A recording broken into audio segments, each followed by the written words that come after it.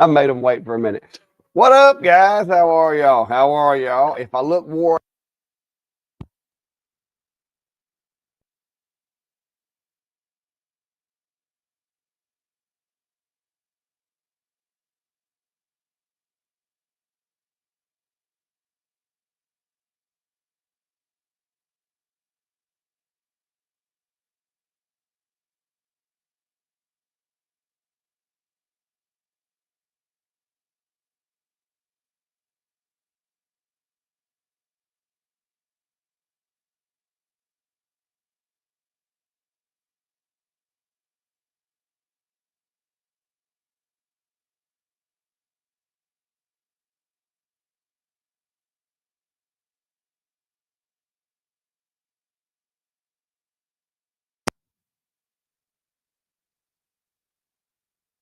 hang on, let me unmute that mic while I get this other one back going. Apparently, somebody forgot to charge the microphone.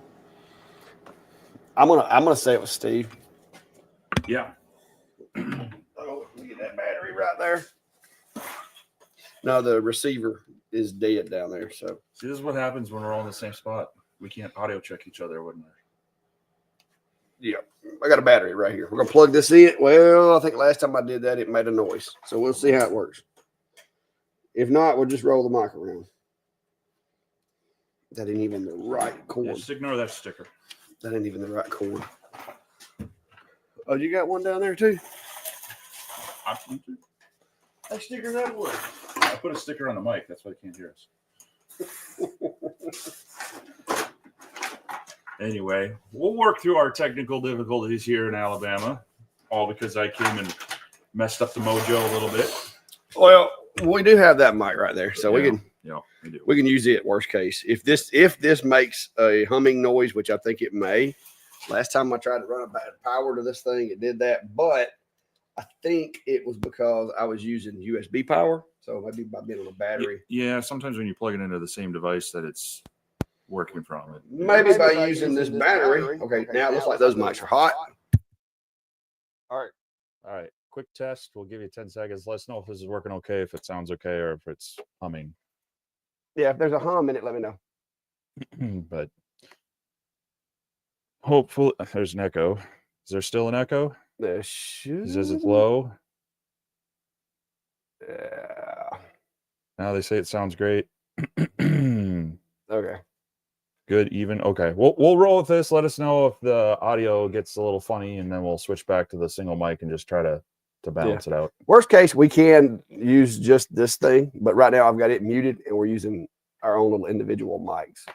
All right, all good, no humming. We'll roll with it. All right. So, all right, that's just a small hiccup. See, we got it fixed. We got it fixed. Yeah. So I'm guessing nobody heard me say anything. I don't know when did it go out? Did it go out the whole time? Do we need to re-roll the video? This is killing me. Anyway, so I'm down here in Clack Shop because we just got back from Workbench Con, and he spent 3 and a half, I don't know, days in Atlanta, 3 nights, 4 or 5 days. It was three overnights and 4 daylight. Sure, sounds good. Yeah. Had a great time, but as Clack was saying, it's been a lot of talking. He went out. I crashed. After dinner, I crashed last night. But Clack went out to a noisy, fun bar, trying to have another conversation with someone. Well, it was a business meeting. He's a little rough, but it was a business meeting. It just happened to be at a loud bar. Right. So we're here. I'm taking a layover at the Clack Shack before I drive home the rest of the way. Looking forward to that 16 hours after all this fun. But hopefully I'll get home before maybe the last blast of snow. But we did enjoy hanging out with some people. Don was up. JR was out hanging out in the evenings as well. I know there were a couple others that had mentioned they watched us from the live stream. Of course, we had a lot of our creator friends who know us from general stuff as well. So it was really fun to connect with people, get to connect with some sponsors and vendors. We didn't go to a lot of the classes that they offered. And maybe that's just because a lot of the classes I think are more geared towards folks just getting started per se. and it wasn't something that it wasn't something I was really just gangbusters about. And I wanted to take time to like network with some of the other creators. There was a lot, guys. There was a lot. Like I think every major CNC company, as far as I'll say major, the top CNC companies, the ones that you see the most, was it the Shark, Onefinity, CNC Labs, PWN, Shapoco, they all had representatives there. And so that was really cool. That was different than last year. Last year it was pretty much. Oh, and Phantom. Yeah, I forgot about them. Yep. They're out of my price range right now, though. I mean, I like the machine. The laser was really cool.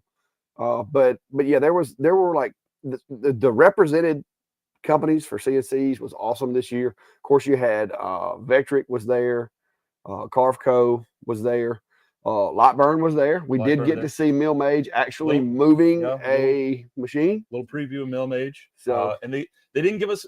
We don't have a date, but they said. Was it very, very soon? Very soon it will start rolling out. That they've already got some, which we knew because we know some folks that are testing it, but there's already some testers out there and they're saying that it's going to be very soon. That was about all we could get them to say. We kept waiting for them to offer like it's a thumb drive or something with the software on it, but that never happened. So, we're going to wait with the rest of you guys until it gets released. I did get a couple of pictures. I got a little bit of video. I'll try to look through my phone and see what I got. And maybe we can do like a little short about it or whatever, but it was, it looks a lot like Lightburn, a lot of the same tools as far as being able to draw your design and stuff.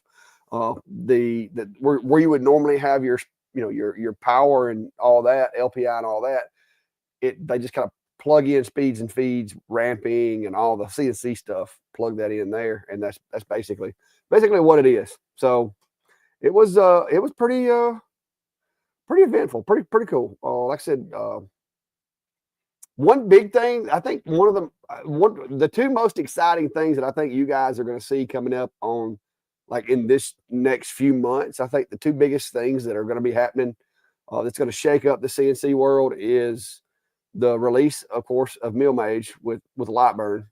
But there's also another machine in the making. And I don't know how many of you guys have saw it, but I got very fortunate to actually sit down and talk to the guy that's building the machine, the owner of the company, and Daniel over at PWN CNC. And that new Dominator that they're coming out with, we got to see the prototype of it. It wasn't completely ready. They just kind of had it protoed together with some 3D printed parts and some acrylics that were cut on the CNC and stuff like that. So it couldn't do what they suspect it's going to do, but they were able to move it and check everything. It has a Masso controller, so it kind of looks like a Open Builds mixed with a Onefinity as far as the controller setup. To me, I mean, because it's got the Masso controller sitting on the front of it, which is really nice. Yeah, it's got the Masso controller. Yeah, it kind of looks like an Avid frame, maybe. Bit of Avid, bit of Open Builds, because they're using a lot of aluminum extrusion, but it's like what 30 by 60. 40 by 80 or 40 by 80, yeah. Maybe did he say? I think he said either 40 by 80 or 20 by 80. But it's big extrusion. So yeah, it's got a bit of that look, but it also part of what he wanted to do with that is make it a little more flexible for people to mod. He encourages modding of it, so yeah, that'll be interesting to see that for sure. Yeah, like I said, that machine is going to be cool because it's going to be very customizable, I think. And if he's able to pull off what he's saying, because y'all know I'm wanting to get me a bigger machine to do rotary stuff on. I talked to the folks at Onefinity, I talked to CNC Labs, and I talked to PWN. And spec wise, as far as the capacity of doing round things, if PWN can do what they're saying that they can do, that's going to be pretty awesome. Because with me having the sawmill, having access to be able to dry like larger pieces of wood, the PWN saying that he's going to be able to do like 15-inch diameter pieces of wood, and if that comes true, then that's pretty cool. I may wind up having to get one of those for the shop. Yeah. At least I don't know if I can get it right now, but at least when I get my new shop. Yeah. But we'll see. Yeah. But yeah, I there were some really good classes they were offering. But both you and I kind of decided the networking opportunities were gonna kind of take priority, and And so, yeah, we were talking with both various sponsors and manufacturers, as well as other individuals we think would be helpful to bring on here and give some maybe specialized we actually experience. have some pretty good potential guests, I guess you could say, or co-hosts, or whatever you want to call it. Yep. But we got some pretty good potential folks that expressed that they wouldn't mind coming on the show. So once everybody gets home and gets settled and like life gets back to normal, we hope to like reach out to those guys and just try to get them on here and talk to them about their story and let them see what they bring to the table and get you guys to ask some of those questions you've been wanting to ask maybe. So some of those guys do their own lives and some of them don't do very many of their own, but they have been on live. So it's going to be, it'd be interesting. Brian's saying, was it a loud bar with dancers? Well, there was people dancing, but no, it was not that kind of a place. It was actually at the, like one of the, it was like a bowling alley, like karaoke. They had everything, but it's a pretty cool place. But to be honest, guys, I felt a little old there. So I just sat and talked to Daniel, the guy that is building the PWN CNC. Me and him sat there and talked about the machine and business and all that kind of things. And I'm actually didn't realize that they're based out of Arkansas, which is not that far from where I am. And Steve found out that it's actually kind of the midpoint between us. Yeah. So I mean, it's probably, well, I don't know. We didn't really look to see how far it is for you because it's a little bit further west than my trip home. But it's actually only about 9.5 hours for me, and I think probably 7 to 8 for you. Yeah, it would be a full day to get there. But we had talked about, and I told Daniel, I was like, well, look, when you start getting this thing ready to go, I'm not going to say that it's not possible that I wouldn't be willing to ride up there and look at it toward the facility and look at the machine and do some testing with him. So, hey, getting close to retirement, and depending on when it is, who knows, it could happen. Yep. It could happen for sure. But yeah, we got to meet a lot of cool creators and such, including such foolery. What do we got going on over here? Steve's been messing with my sign, guys. Well, I just times are tough. You might need to put in a little more. You're trying to break my spirits. There we go. But that's the way it's supposed to be. I knew I saw him over there messing around. I wasn't sure what he was doing, but now I know. But yeah, it was really good to connect with a lot of people, both just people we know to hang out with it, people we kind of starting new connections with, I got to inform David about who Jimmy DiResta was. Yeah, that was Steve. Steve was looking at me like I was an idiot, and I was like, "What did I do?" I thought maybe I said something wrong, because let's face it, guys, I'm not the most politically correct, nor do I have the most like refined raisin. I'm just not. But yeah, that's a story we'll get into.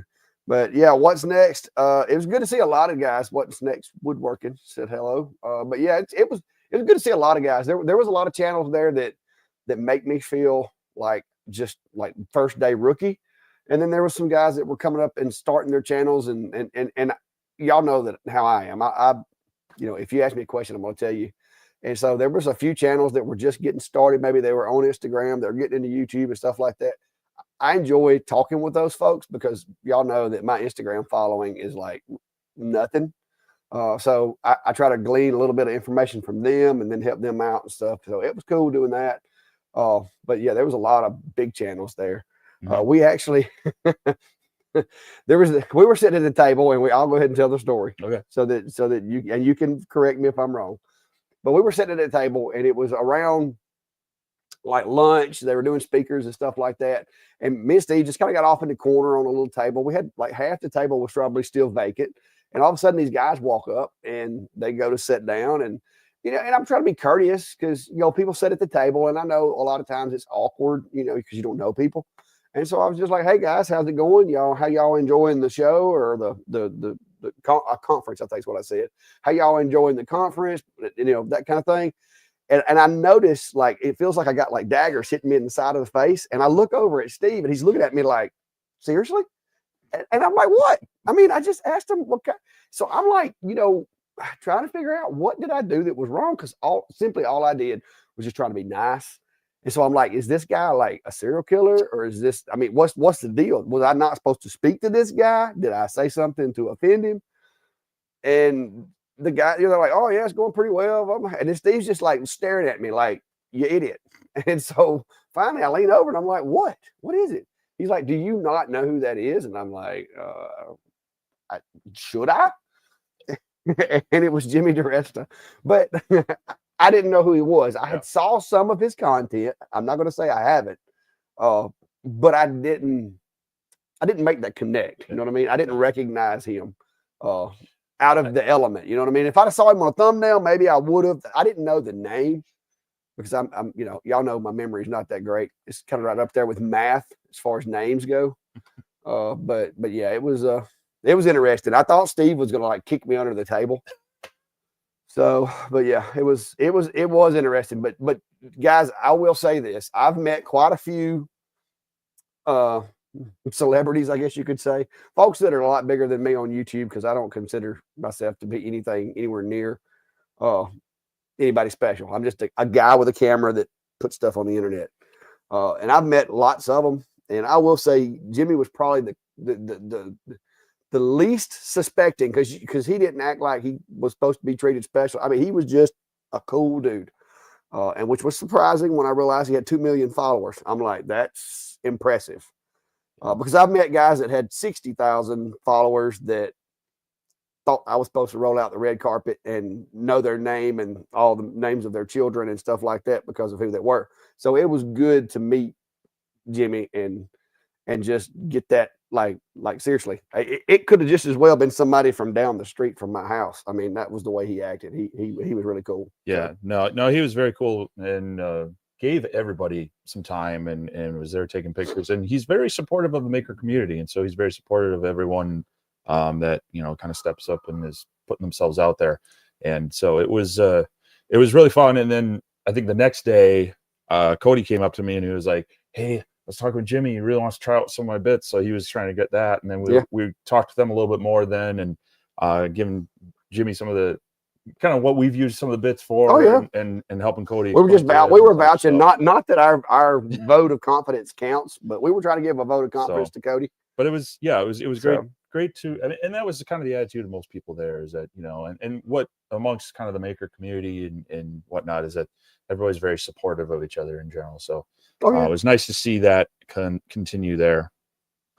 Brian, no, I have been planning. I'm drawing it out myself. I've done talk to some people that are in the business of, land prep, concrete pouring, metal building installation, and all that. And I'm just saving money right now. I'm scraping every penny I can, trying to put it in the bank, get it ready so that I can start building. Hopefully, start getting stuff prepared toward the end of the year. I don't want to get too deep into it until I'm ready to retire, because there's a lot of cutting trees and moving brush and stuff like that I need to do with the tractor. And if I try to go ahead and do it too soon, I'm going to have to devote all my time to doing that. And I won't be able to devote the time to the business that I need to right now. So I'm going to have to wait until I retire to really start rolling that ball. Because if I don't, something's going to suffer. Because if I take 8 hours away from this to go push trees up in a pile and burn them or whatever, eventually it's going to negatively impact my business, and I need my business as strong as I can as I exit my full-time job. He's just going to con me to come down here, and then he's going to throw a chainsaw at me or something. So yeah. Hey, Kim and Garrett, good to see you here. And you went 2 years ago, a lot of networking.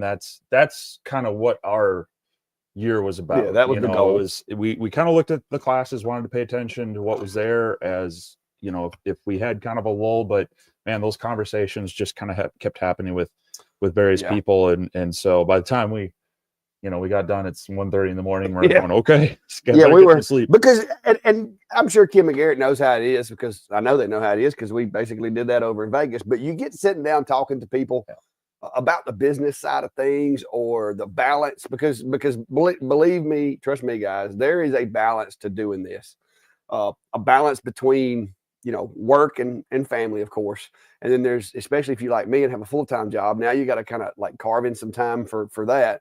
And then, just like we talked about earlier, you know, when you get a channel and things change and your life kind of, you know, your perception of yourself can get twisted sometimes if you're not careful.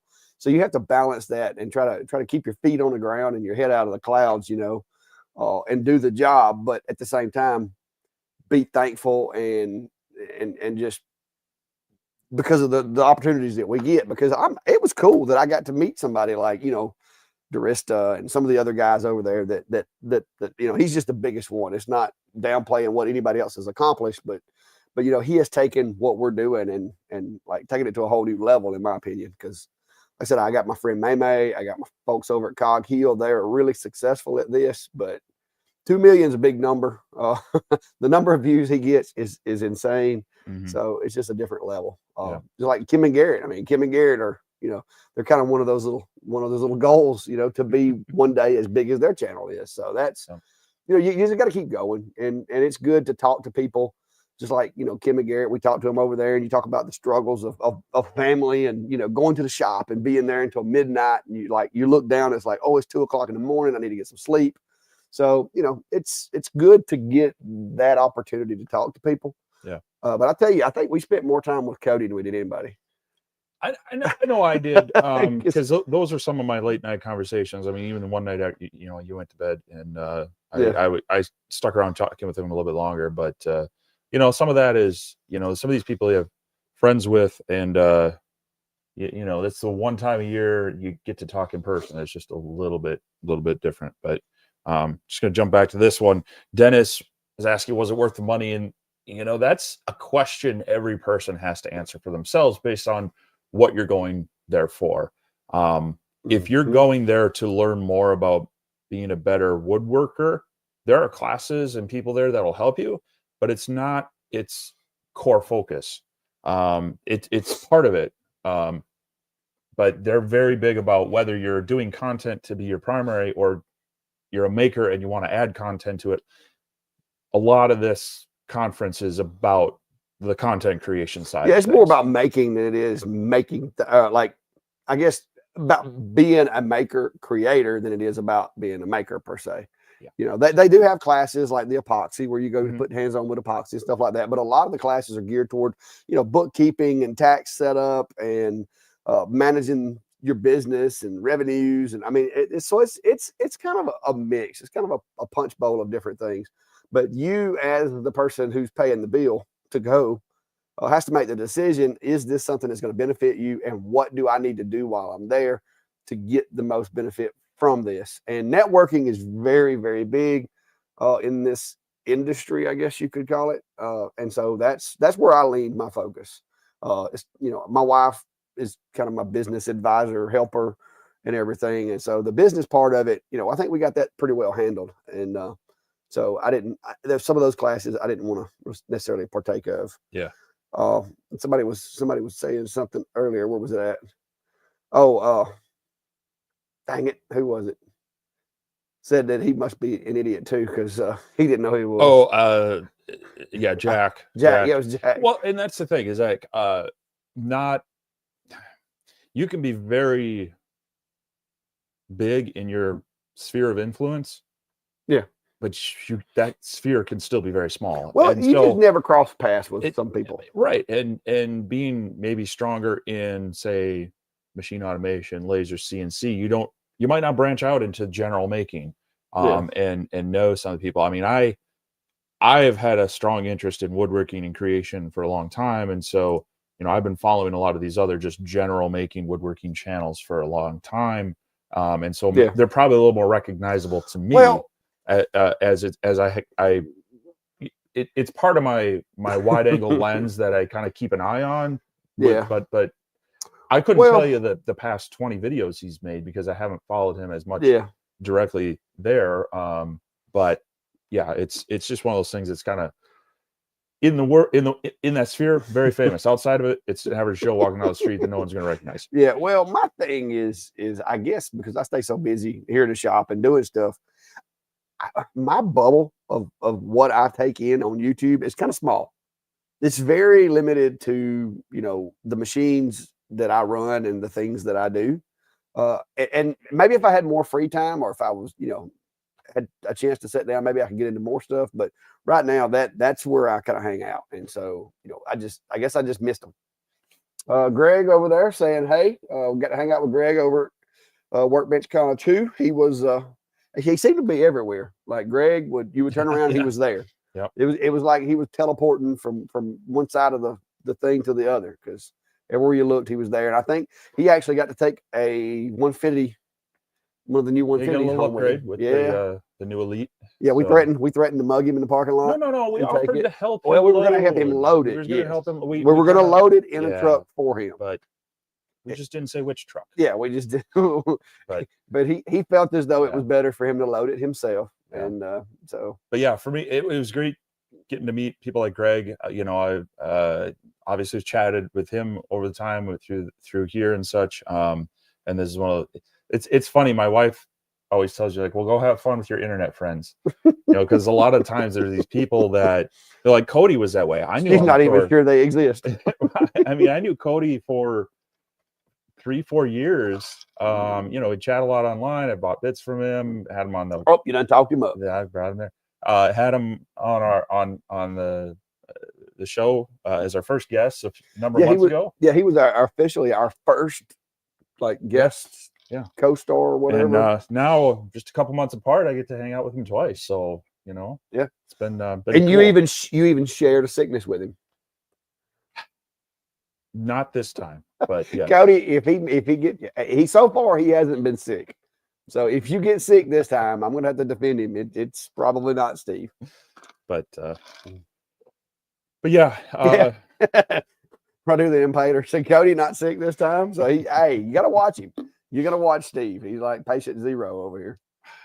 No, patient zero is you, remember? Well, that's what y'all claim, but I never got sick. I never felt bad. Y'all all got sick around me. Asymptomatic carrier. That's what patient I don't zero think I got sick. Kim and Garrett didn't get sick. I was around them too. Well, there you go. See it. There's my fact. Yeah. Yeah, I lost my voice too. Every day. It was like, Cody, how's your voice doing? He was hopping around as well too. Just jumping on it. But it was a good few days. And so more to come from that, both just individually on our channels with some things that we thought would be interesting for our shops, things that thought would be interesting to bring back for all of you that might be looking at some of these technologies. And that's part of our goal. And that's some of what we were talking with some of the manufacturers about. Is like, I just want to know more about what you have to offer, so that because our explanation for them is like, we don't want to just pick one vendor and say they're the cat's meow for everything. We want to know really what it is about the pros and the cons of every machine. Because I actually found out something this weekend that I did not know, and believe it or not, I found this out from a competitor of Shipoko of Carbide about the voltage. The reason that the Shipokos advertised as a 1200 watt spindle instead of a 1500 is to keep the amp draw, sustainable inside residential wiring, instead of having to have a special, circuitry or whatever. Mm-hmm. Because it is possible with the machine to, if you've got something else running on the plug, to trip a breaker on a 20 amp circuit with this machine if you don't kind of regulate that stuff. And so there's a lot of different pros and cons of these machines that, I thought that might actually be a disadvantage, but in reality,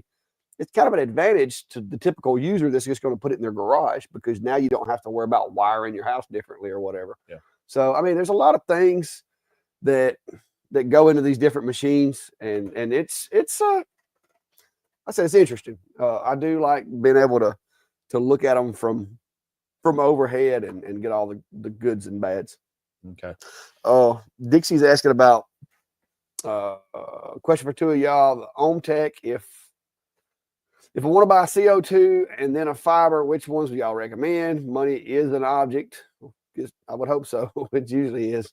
So which ones will be the best that y'all will do most things? There's a lot goes into that decision, in my opinion. What materials you're going to do. Of course, you said budget matters. So that's going to be a big consideration.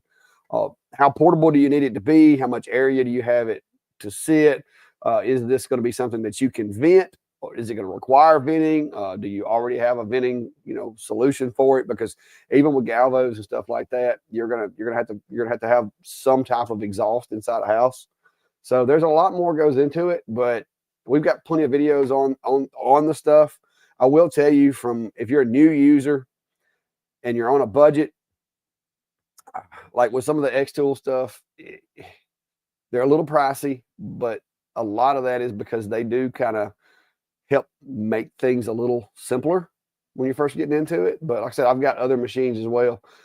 There's lots of good ones out there. So it's just do your homework. Just do lots of homework. And then if you want to know if a machine does something, you can ask that and we can tell you. But as far as telling you which machine's best for you without knowing all of the details, me or Steve, either one, aren't comfortable, and they really can't say for sure. Yeah. Yeah, the size of your products that you're wanting to make and the projects you want to do is going to be a big factor there. And then a little bit also the thickness of the material. I mean, if you're talking OhmTech CO2s, about the only one I would stay away from, and not because of OhmTech or anything, but the K40 size from any brand is really, at this point, probably not a wise one to start out with. But from there, if you're looking for something that's more compact and all in one, you probably want to look more at the Polar Plus, like Clack has had a few videos on. But that's also going to have some limitations in size, from, like, if you want to do taller objects and cylindrical things with rotary, it's going to be a little limiting there. And that's when you might want to get into a bigger cabinet machine. But when you get into those bigger cabinet machines, delivery becomes a little more of a hassle, because it comes in a crate and a freight truck. Depending on the driver, you may have it just dropped at the end of your driveway, or they may help you at least wheel it in anywhere they can get their pallet jack.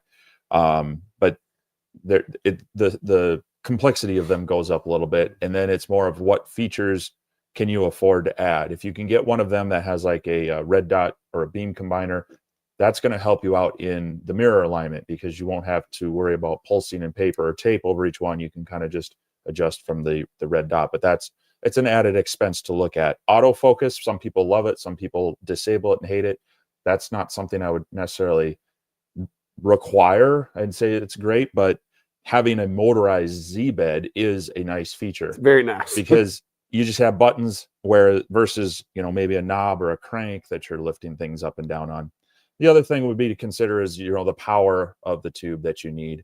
If you're just working with thinner material, 1/8 inch, 1/4 inch, and it's lightweight material, 50-60 watt machine is going to be fine. It'll do a lot of engraving and decent cutting. But if you're doing bigger objects and maybe have a larger variety of material, might be getting into more hardwoods, you're going to appreciate having a little more power.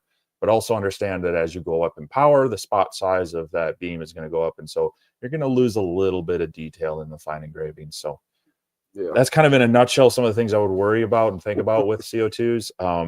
We do try to go a little more in depth in some of our videos on the specific machines. But OhmTech's a pretty decent kind of prosumer hobby, small business getting started. You could obviously spend more, and you might get some better local support, but the price can go up pretty steep to get that. But hopefully that starts answering the question, gives you a little more clarity on that. And then as far as the other part of your question with the fiber, start with the CO2, and in my opinion. But I mean, if you want some guidance on the fiber, if you just want to mark metals, any 20 watt is going to go fine for you. But when you want to start getting into depth of cuts, or if you're wanting to try to be playing around with, like the 3D coins that people are making, first off, know they take some time. Secondly, if you want them to not take a lot of time, power is what you're looking at, higher power there. Yeah, more horsepower equals quicker turnaround. So I would say ideally, if you can, with a fiber, you're going to be a little more restricted, and it's going to be less. It's more focused on metals and some plastics. I would save up until you really know what you're going to do and try to get at minimum 50 or 60 watt. Yeah. Well, my thing is if you're on a budget, which, I mean, she did say that budget was a concern, the CO2 is going to probably be able to get you, like we talked about earlier, it's going to get you into the market, get you a machine to use to start creating things, making things. If you're using Lightburn, you're learning the software. But you can take a CO2 and you can do anything from tumblers to wooden stuff to acrylics, all those different things, and learn your business and build your trade. And then you can buy a little nicer machine and kind of hold off on the fiber until you get to that point to where, okay, I've got this business figured out, and now I've got these metallic or anodized projects that I want to do, and I need a fiber, because there's a lot more items out there that you can do with a 12 by 20 CO2 than there is that you can do with a 5 or 6 inch square fiber. So fibers to me are very like unique. So if I was just getting started, I would concentrate with the CO2 or the blue to do the wood stuff, because wood stuff is pretty easy to get started with. But the follow-up is they're planning to buy them both right off. So the rough thing is, and Jack can attest to it, as he said, 56-year water hire on both, and kind of go from there with what the features are. Yeah. So. Let's see. Trade Skiller JR, it was great meeting you. Yeah, I had some great late night chats with you and a few other people, and so really glad you came out. It's always fun to put a face with a screen name, and so yeah. I know. I think you had some long Ubers back from the hotel bar, but yeah, we kept him up. We kept him up a little late. But yeah, very very great to see you too, and thanks for hanging out and having fun, giving and getting advice. Yeah, and like I said, it's really cool to see, because a lot of folks don't really want you critiquing them or saying, what you don't like about them or whatever, which, now keep in mind, it's a balance. You don't want to be slamming people, but it's good to hear other people's opinion of how we're doing and stuff like that. And like I said, JR was I felt like he was being sincere in some of his statements and stuff. And so it's good to know that, the content that we make is, at least some folks are appreciating it, because the ones that don't appreciate it are always there to let us know that they don't appreciate it. Well, there's no shortage of that. Some of them are very vocal about it. There's no shortage of that. I'm sure there are others that just move on, but Steve B wants to know, did you get 3D scanned? I didn't. No, and it's one of the funny things is that even though this was nowhere as big as, say, like, CES or these others, it was in a fairly I mean, it's not the smallest event I've been to, but wasn't by any means the largest. But there were so many things going on around you that a lot of times that, I'm scrolling through my Instagram, Facebook, going, I'm like, well, I didn't even know this person was there, and you're walking around talking to a bunch of people. And so I did see afterwards that, people were doing some 3D scanning. Yeah, I saw the machine. I'm guessing it was either 3D. Was that a camera? Or that was just a 360. I thought that was that camera, like the there was another person that had like a handheld 3D scanner. Oh, okay. Well, I plan on getting me a 3D scanner eventually, but I can't figure out which one I want. So unfortunately, you missed that. Because what I want to do is I want to get me a 3D scanner to where I can do like a statue of Steve over here somewhere, like maybe like make it look like he's trying to escape from a wall or something, kind of like one of those what was it, one of the videos, the shows where the guy like froze like that, and that'd be kind of cool. I can get rid of Steve on a stand over there and actually have a statue of Steve. Han Solo and carbonite thing. Yeah, that'd be kind of cool. Yeah, but yeah, Diggs is asking, do you generally sell custom things or sell pre-made things? And that depends. In the evolution of the shack, I started out doing a lot of pre-made things because I just want to get my name out there, and I didn't have a lot of customers requesting custom things because it takes a while to build a customer base, especially like where I live in a small town. The best advertisement is through other people that you do jobs for. And that seems to be where all my work comes from, but it takes a little while for that to build up. So I started out doing like ready-made keychains, doing craft fairs and events and stuff like that, like where they would have events in the street. I would set up and make keychains, and then I would do custom keychains on the site. I still do that and enjoy doing it to get out and meet people and so forth. But to be honest with you, my game has kind of shifted to a lot of business to business sales. So the money that I make at the events now, where it used to, that was like a big deal, because one, I was trying to make a little bit of money, and two, I wanted to get those customers so that I could start getting that word of mouth going of, hey, this guy can make custom stuff, and like he made this keychain for me, and it's engraved custom, whatever. I was trying to get that ball rolling, and so the way to do that was the small, easy, pick them up, quick things, because especially at shows and events, people don't want to have to wait an hour for something. They want to be able to pick it up and it be done, or pick it up and maybe 5 minutes and it's done, or pick it up, pay for it, and come back in 10 minutes and pick it up. You know what I mean? You don't want to have to take a long time. But while you're at those events doing those small things, people will be like, hey, can you make this? And they'll show you pictures or whatever. And typically my answer is, yes, I can make most anything you want.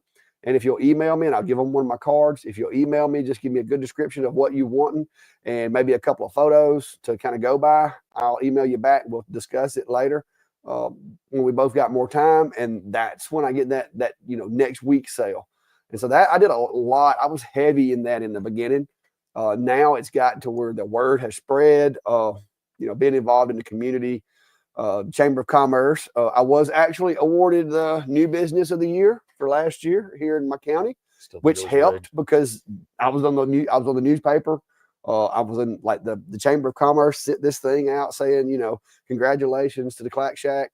And so then people were like, well, who's he? What does he do? The ones that didn't know me. And so that helps. I mean, I got a couple of orders this week. Steve can attest to the fact that I've got stuff piled up over here, like orders that are like half done. We were working on some tonight because it word spreading. And so that's where the smaller ready-made stuff comes into play. But the good money is in custom, like one-offs, but in the beginning, just take what you can get. Do what you can to get the word out there and make some money. Yep. Yeah. You kind of have to start there, and then you can kind of see where your business is really heading. Mark's asking, what do you think of the new X-Tool metal machine? I saw that posted. We were just leaving here. I think we got breakfast and I maybe noticed a post. So honestly, haven't gone through kind of the preview material. Sounds like it's a laser welder and maybe a I don't know what you're talking about. Maybe a some sort of cutting machine. It'll be interesting. So one thing, when we were at XCS, or when we were at CES, and talking with Jason and the X-Tool team, they did mention they were bringing out 6 to 7 new machines this year, and part of his bigger goal is to provide tools for makers of all types that they can do in their small business in their homes. And I think that's what you're starting to see. They've got the apparel printer, the DTF kind of printer that just was announced last month and has been coming out, and now this one. So I think you're going to see X-Tool branch out a lot more from just kind of their core lasers starting this year. And but as far as what do we think of it, we really haven't had a chance to look at it. Yeah, I know Steve told me they had announced it and other people had mentioned it, but we've been going, guys. Like I said, we would go to sleep after midnight and get up at like 8 o'clock slowly. Get up at 8 o'clock, go eat breakfast. Usually we were talking to people at breakfast, and then we had not the classes, but the speakers and everything at the event. So it was a very busy few days.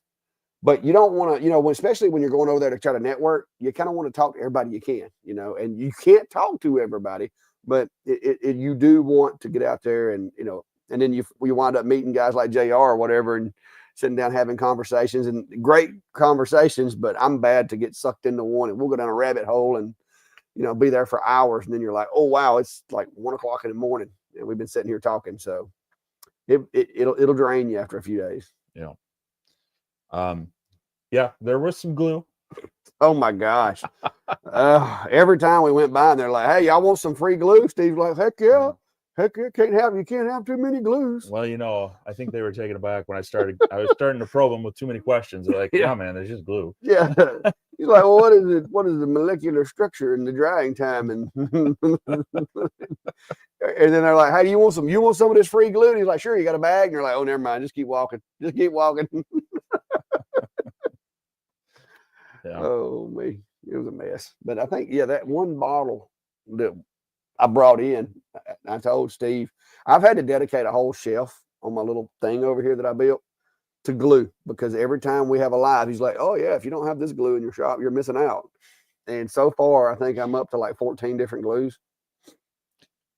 I may have invested in a few glue companies, I'm just secretly trying to get you to support them. You bought stock in a glue company. Yeah. But what is best bang for your buck projects? So that's kind of funny. The market depends. It's different. Here's my generalization, and this is kind of a conversation we had a little bit on the way home. So we talked about this.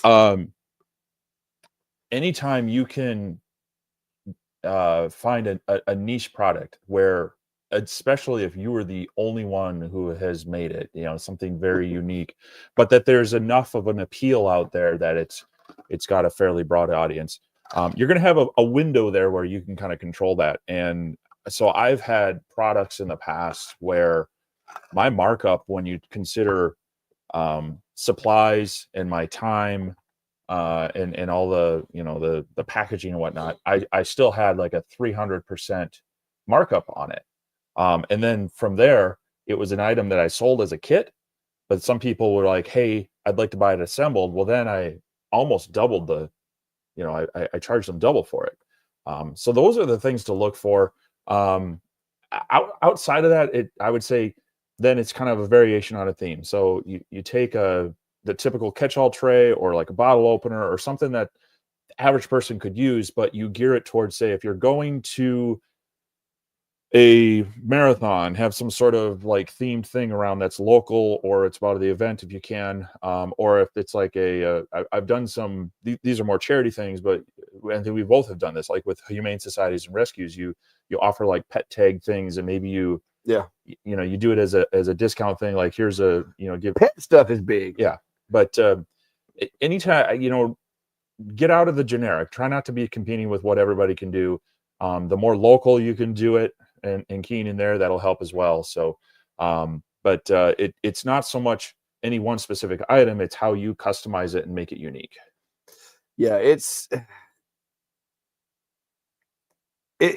is a labyrinth. And like I said, every area is different.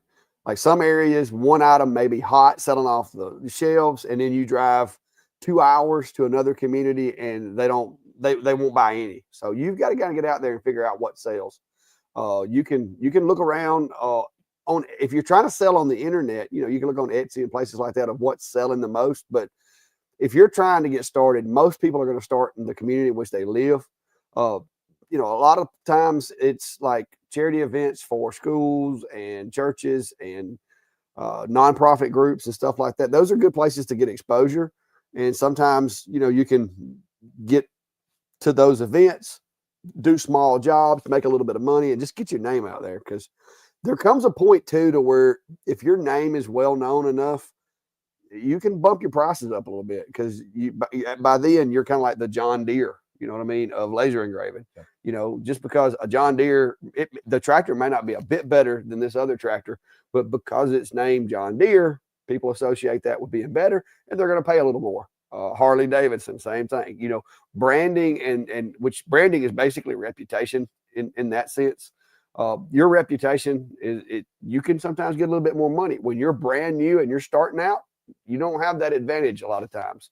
The market's going to push you a little bit down because you're competing against those people that are known if they exist. So it is a slippery slope with thousands of variables.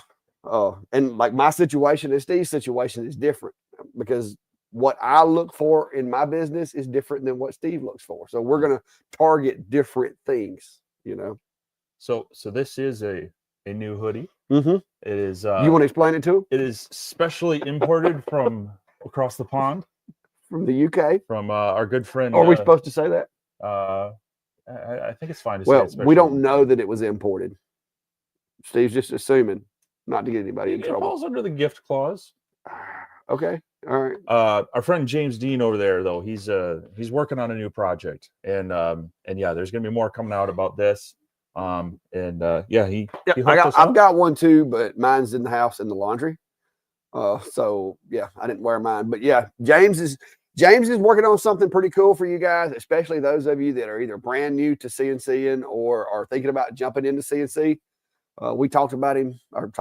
We talked with him about it. Well, we talked about him too. Yeah, we did talk about him too. We're talking about him now. But we talked to him about what he's got going on. It's going to be something pretty cool. I think you guys will be interested in it. It's unique and it's going to really come in handy for, like I said, folks that are new to CNCs or getting a different CNC or just getting into it. It's going to be a very valuable tool. And as soon as it's ready, as soon as he's got everything lined up, Steve and I are going to help spread the word, and we're going to test it, play with it, and help him in the latter part of it, get it out there and get it in your guys' hands so that you can start using it. But it's going to be pretty cool. And I don't know how much he wants us to tell, or we would go into more, but just know that it's going to be something pretty cool. I'd just like to point out that Radu the Impaler has a good point. I mean, he knows his glue. He's got a glue fetish, guys. I mean, like if there was like a OnlyFans glue page to where it was like pictures of glue, I think Steve would sign up for it. Like he has a glue fetish. No, I'm a connoisseur. Yeah, like some people go to wine tastings. I kid you not, guys. Now you make it sound like I have a worse problem. I kid you not. You know how people go to wine tastings and you see it on TV and they like slosh it around and then they smell it and then they drink it and they slosh it around. Well, Steve's the same way with glue. Like he'll get the glue, he'll open it and he'll smell of it. No, there's no. I do check the viscosity and other things. I'm looking at their, the kickers elements, things like that. When it's a CA accelerator. And do you or do you not read the ingredients on glue? Yes. See, you gotta know what's in it. There you go, guys. I'm telling you, if he had like a pocket side mass spectrometer that he could like drip it in and go, oh yeah, I see here your ingredients are blah blah blah blah blah, and he would have one in his pocket. Oh. He'd be like some CSI guy. This glue here was imported from. Oh man. Yeah. It was fun times though, because every time we bought by glue, I'd just make fun of him. I think I may have even took a picture or two of him drooling over some glue. So, yeah, it was funny. Oh, Gray Viking, I can report that Biscuit seems to be doing very well outside of a couple small things. Yeah, he's recovered well from his surgery because we were worried that with Rogue, my female German Shepherd, being female and spring was upon us, we were kind of worried that, not knowing Biscuit's medical history, whether he had been properly disabled in the reproductive regions. So I took him and got some work done, took him to the vet. So I guess he's officially my dog now because I dropped $300 and something getting his medicals up. So we got him fixed to try to control, his ability to reproduce. We're hoping the vet knew what they were doing because it is spring and Rogue apparently it's that time. So we're hoping that if not, I'm taking a basket of puppies and I'm dropping them off at the vet's office and telling them I want a refund and here's your puppies because I did not want puppies. So in the event that we were not successful in having him treated and preventing puppies, there will be some Clack Shack puppies possibly available for free.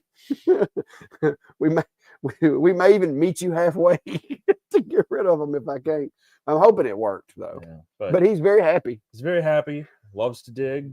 Smells a little bit like dead things. Yeah, he likes to roll in dead stuff. And he did break the cat door. And he broke the cat door. I've had to order a new cat door because apparently sometime while we were gone, he was trying to get into the shack through the cat door, which is only like 8 inches by 8 inches. So all he can get is like his head and his neck. But somehow or another, the cat door has been destroyed. And I don't think the cats did it. So I've had to order a new cat door. So I need to look up someone's asking for James' channel. I'm going to grab it really quick. They calling it out, Steve. They're calling it out. What's that?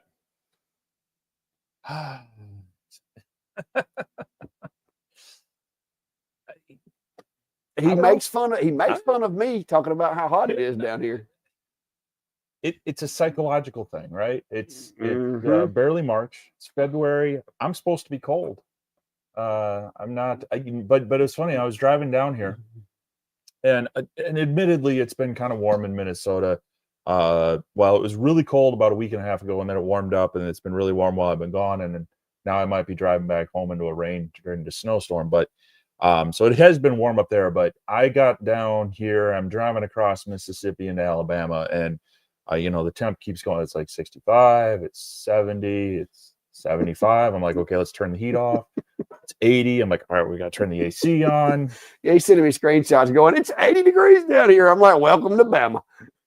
So, but I have a really light t-shirt on under this. And so we're in and out of the shop, and, the cat door's open. There's a little breeze coming in. So it's still a little. Yeah, now it's down to 63 in here. Yeah. But, and as I've told Steve, though, the cold's different down here. He don't believe me, but it is different down here. I'm gonna try to get James's. I got it. You got it? Yep. Okay, well, never mind. Putting it in right now. But yeah, James is a good guy. Like I said, he has a bit of an accent because he's from England and we're not, or UK or whatever you want to call it there. We did learn something today, that you can make projects from materials that you find in a skip. That's right, a skip. Yep. And I think me and Steve both were like, oh, what? We kind of looked at each other. But apparently in the UK, the term skip refers to like a dumpster or something like that. So basically, because the way it came out was there was something that was made on the table at the Carvera place. And he's like, yeah, we made that using a piece of material we found in the skip. And we're like, the what? Me and Steve were kind of like, what? And it took them a minute because him and the guy there were both from the UK. And we're like, what is a skip? And they're like, oh, it's like what you would call a dumpster. So yeah, it was like, oh, okay. So it's recycled, rescued materials. Now in fairness, I learned another new term today as well. Yeah, he did. He learned this one here. Yeah. Argued about it. So we had to break down. We had to go to Google. Hey, and he was about to mess up because he was arguing with Brandy, and I've got 30-something years of experience in that arena. You don't argue with that woman. I mean, I'm not. You're gonna lose. I don't know about arguing. She picks her battles well. She's not gonna argue with you. She's not gonna stand up to you if she's wrong. But apparently, this is not a long wooden sled that looks like a hook, otherwise known as a toboggan. It's a toboggan. I have never heard one of these called a toboggan. A toboggan is a sled thing that you go sliding on. You can Google it. You can. I've been educated, much like I could go skip diving and find good wood. But yeah, me and Brandy were like, oh, you got a nice new toboggan. And he's like, oh, what? And he's like looking around like a wooden sled. I know you guys had snow down here. So who all calls it a toboggan? I know y'all guys from the South. I know you guys do. Now, some of the folks over in like Chris over in Australia, they might have that. Chris says spin the wheel for some Clack Shack puppies. Hey, I'm telling you, if we have to, we'll do that to get rid of them. That giveaway night's gonna be lit. We're hoping that's not a thing, but we'll see. A question from okay, I can't read the DD10. Okay, that D-Diggs. I think it's D-Diggs. There you go. Thoughts on Harbor Freight tools? They're good for a budget. Well, so there are some real gems at Harbor Freight. There are some things to stay away from. But they've also been coming out with their Bauer line and their Hercules line, and those are actually kind of up there in quality. As a matter of fact, if you're looking for kind of a decent dust collector, not necessarily just a shop vac, but like a dust collector with some HEPA filtering and things like that, their Hercules version is actually somewhat decent. It's up there in about the $300 range, which is about the same price as Rockler's one that came out, but it's not quite the cost of, say, a Festool, and even, I mean, Fine makes a nice one that's up in that $400 range, but there are some gems to get there. To be honest, a lot of those tools are going to be probably right up there with your Ryobis and your Rigids, even your DeWalts. I know you're gonna hate me for saying that, but I mean, I've bought things at Harbor Freight. There's a jack and a couple of jack stands and all kind. I mean, aren't those the ones that were recalled? No, I don't have those. Those are different ones. But yeah, no. We've got one in town, and like I say, I use them. I mean, they're a great place to get the nitrile gloves that you stock up on those. And I don't know if I'd buy my glue there. He's like really protective about where he gets his glue. But no, I like anything. Do a little bit of research on it. Check it out. And in some cases, they've got some really inexpensive warranties that are literally like, I got a scratch on it, and they want I go swap it out. But they got some pretty cool, like the toolboxes, kind of like the one that I got. Oh over yeah, there. Like this table here, kind of like this kind of stuff. Yeah, a lot of that stuff. What is it? The General, U.S. General, U.S. General, or whatever. And you look at some of the reviews on those. Sometimes they've got better. The slides along the sides they're sometimes better than like the Husky brands. Okay, I'm actually kind of getting warm with this on. It's starting to get hot. All right, Dixie May. I'm not sure what you're talking about there, UA or LA. I'm in Alabama, not Louisiana, unless you're talking about Alabama or Auburn or whatever. Which Upper Alabama or Lower Alabama? I don't know. No. I'm in the middle of Alabama. You're in Central. You're like, if you're asking about a football team, I really have no preference. Oh, Grace want me to bring the backpack in, but I left it in the house. Let's see, what else was there? There was something else that you need to tell everybody, or were you going to say that a surprise? Your newest dust collector? Well, we'll see on that one. Okay, we're going to save that one. Have I had any real southern Alabama food yet? Well, okay. Southern food, yeah. I've been coming down here off and on for the past 10 years, and as southern as we can get you to get. Well, okay, but here's the thing. I've been coming down to the South before I've known you, and I'll try some things once. Some things never. But that doesn't mean I'm going to try them a second time if it was just that bad the first time. But when I was here last year, Clack took me to some of the local places. We had some good barbecue. I offered him chicken livers, and even the waitress said, "Ugh." So when the waitress says, "Ugh," I tend to stay away from them. Oh man. We did. Now we don't have. I know these aren't quite southern. We stopped for what should have been breakfast and almost turned into dinner by the time we got our food. Yeah, we had a bad experience at a Cracker Barrel. Yeah, I've never had a bad experience at a Cracker Barrel until today. Oh, is that what you're talking about? My new shop vac? Yes. Oh, yeah. Well, we'll see how that comes. Yeah. You're being a little slow today.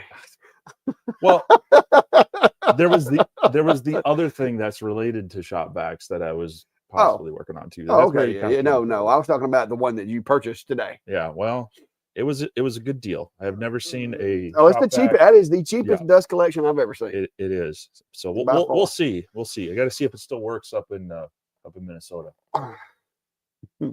But Steve's gonna have a surprise for you guys. It's like it's the cheapest dust collection system you can buy. I can guarantee you. Possibly in more ways than one. Yeah, I guarantee you it's the cheapest dust collection system you can buy. Yeah. So I'm anxious to see what he does with that. What's up? AGT said he's just here listening, and that's cool. Hey, I do that a lot. I listen more than I watch because I'm usually busy because I'm very hyperactive. Would you believe that out of all the hype and the push for this, the backpack came along, but never got turned on while he was walking around? No, I turned it on for half a day. I run the battery down on it. Okay. Yeah. I never saw it. The walking billboard with my face on it. Yeah, I wore it for like half a day, and the battery died because I'd forgot to charge it before we went over. And I was just like, you know what, I'm not gonna wear it because by the time it got charged, it was about time to come home. And I'm many people thought it was pretty cool, but oh yeah, there were several folks that thought it was the coolest backpack they'd ever seen, and I have to agree with them. It's pretty cool. So. It seems like most everybody but Southerners agree that it's a, I'm telling it's you. a hat, it's a beanie, it's a toque. That must be Canadian-ish. Stocking hat. Canadian. All those. You say anything like that, beanie. But toboggan. You ask me what a toboggan is. I'm telling you, it's about a 6 to 8 foot long wooden sled with a hook up front. No, it's hey. We have proven it. Okay, you can't believe everything you read on the internet. That's all I'm gonna say. Well, I've lived here for a long time, and that's what we've called it since I was a kid. So I mean, there's that. Sharon has spoken. End of story. Sharon's spoken. Hey, Sharon, it is what where's North Alabama? I know that's what they call it up there because he's in Alabama, or at least that's where he's from. He's probably somewhere out of state right now, but yeah, it's been a heck of a week. Dixie May said you need to try some chitlins. We don't really have there are places around that serve those, but those are kind of going away in the restaurant arena. I mean, I know of a couple of soul food places you can still get them, but they're not in my county. So, yeah, I don't think we have Cracker Barrels in Minnesota. If we do, they're very few and far between. So I've only been to a few of them. The good one I've been to, or that was at least decent, was in Central Illinois. Yeah, so, Brent said it's a Toboggan. He lives near here too. So, but see, I'm telling you, you guys don't even wear them down here. We do when it gets real cold. Keep our ears warm. Okay. And bald people wear them more than people with hair. All right. Well, yeah, I learned something today. Yeah, I mean, I've got several of them in the house. Like I like the Carhartt ones because just it's usually what I wear, Carhartt stuff. Yep. But so, wow, we're caught up on comments. We did. That is awesome. So with all the chatter of our experience at Workbench Con and whatnot, they Chuck said they wear them down in Florida too. But especially when they get 10 inches of snow. Yeah, right. They got more snow in Florida than you've got in your house. You guys got more snow. Like, yeah, we've only That's what I'm saying. You keep talking about how y'all got like snow toboggans and all this, but yet y'all can't even beat New Orleans on inches of snow. I'm just saying, are y'all really? I mean, is it really snowy and cold up there? Right here, right now, no. But we've had a good 18 inches so far. Yeah, it's pretty bad that the people in New Orleans have shoveled more snow this year than you. That's kind of sad, Steve. I don't think they have. Sad. No, they didn't shovel it. They just gave it like 2 days and it melted. Yeah. That's the way it works here. So, but yeah, so normally I'm not down here in Alabama. Normally I'm up in Minnesota. And we do have a viewer map. It's linked in both of our channels. See, there's North Alabama. It says it's Toboggan. Nice. We do have a viewer map. The link's down below if you want to check that out. There's a Google Doc or a Google form. If you want to add your, maybe your business name or your screen name or your normal name, and then your city, state, or a city and province, or you can literally just drop a pin close to you. It doesn't have to be on top of you. They don't get to drop a pin. They just have to put something. Well, yeah, the address. Yeah, or a landmark that's near you. We like to keep that up to date. As a matter of fact, I need to go in there and update it here because I have to manually run that. Fix to try to pull it up. I'll show you here. But it's kind of a cool thing that we have. We also have a laser engraving community that's grown out of this live stream. So if you're new here or haven't checked that out, there's a Facebook group where we continue the conversation. People can ask questions and add pictures to them. So we'd love to grow that. Continue. We try to keep it to creative types questions and not so much like advertisements for things, but that's another thing we have combined with our channels. We'd love to see continued growth there. So and then if you're here for my channel and you don't know who this guy is, I got a link down there to his YouTube. And then if you're here from Clax and you don't know who I am, he's got a link down to mine. And then of course off of ours, our socials. So there's probably not as much as I thought I might do. Some of these events I go to, I get kind of just into the networking and such, and I don't always get all the photos and the videos. But we did post a few updates like on Instagram and such and Facebook. So if you want to kind of get some behind the scenes stuff when we're on trips like this or when we're working on projects, that's a good way to do it there. So yeah, well, here's this is the map that we've got, guys, on the screen that I've got going on here. So this is everybody that has joined the map, that has shared their location with us. And I think it's pretty cool because if you look, we've actually got some folks over here in New Zealand. and you can click, and if they've shared their name or their screen name or their business name or whatever, it'll show up over here, and then a general location, that they put in here will be there. So that's pretty cool. You got, let's see, where's Chris? He's in Perth, right there. I think that's Chris. Yeah, Chris is over here in Australia. So that way, when you see these folks in here talking, you can actually kind of figure out where everybody's at.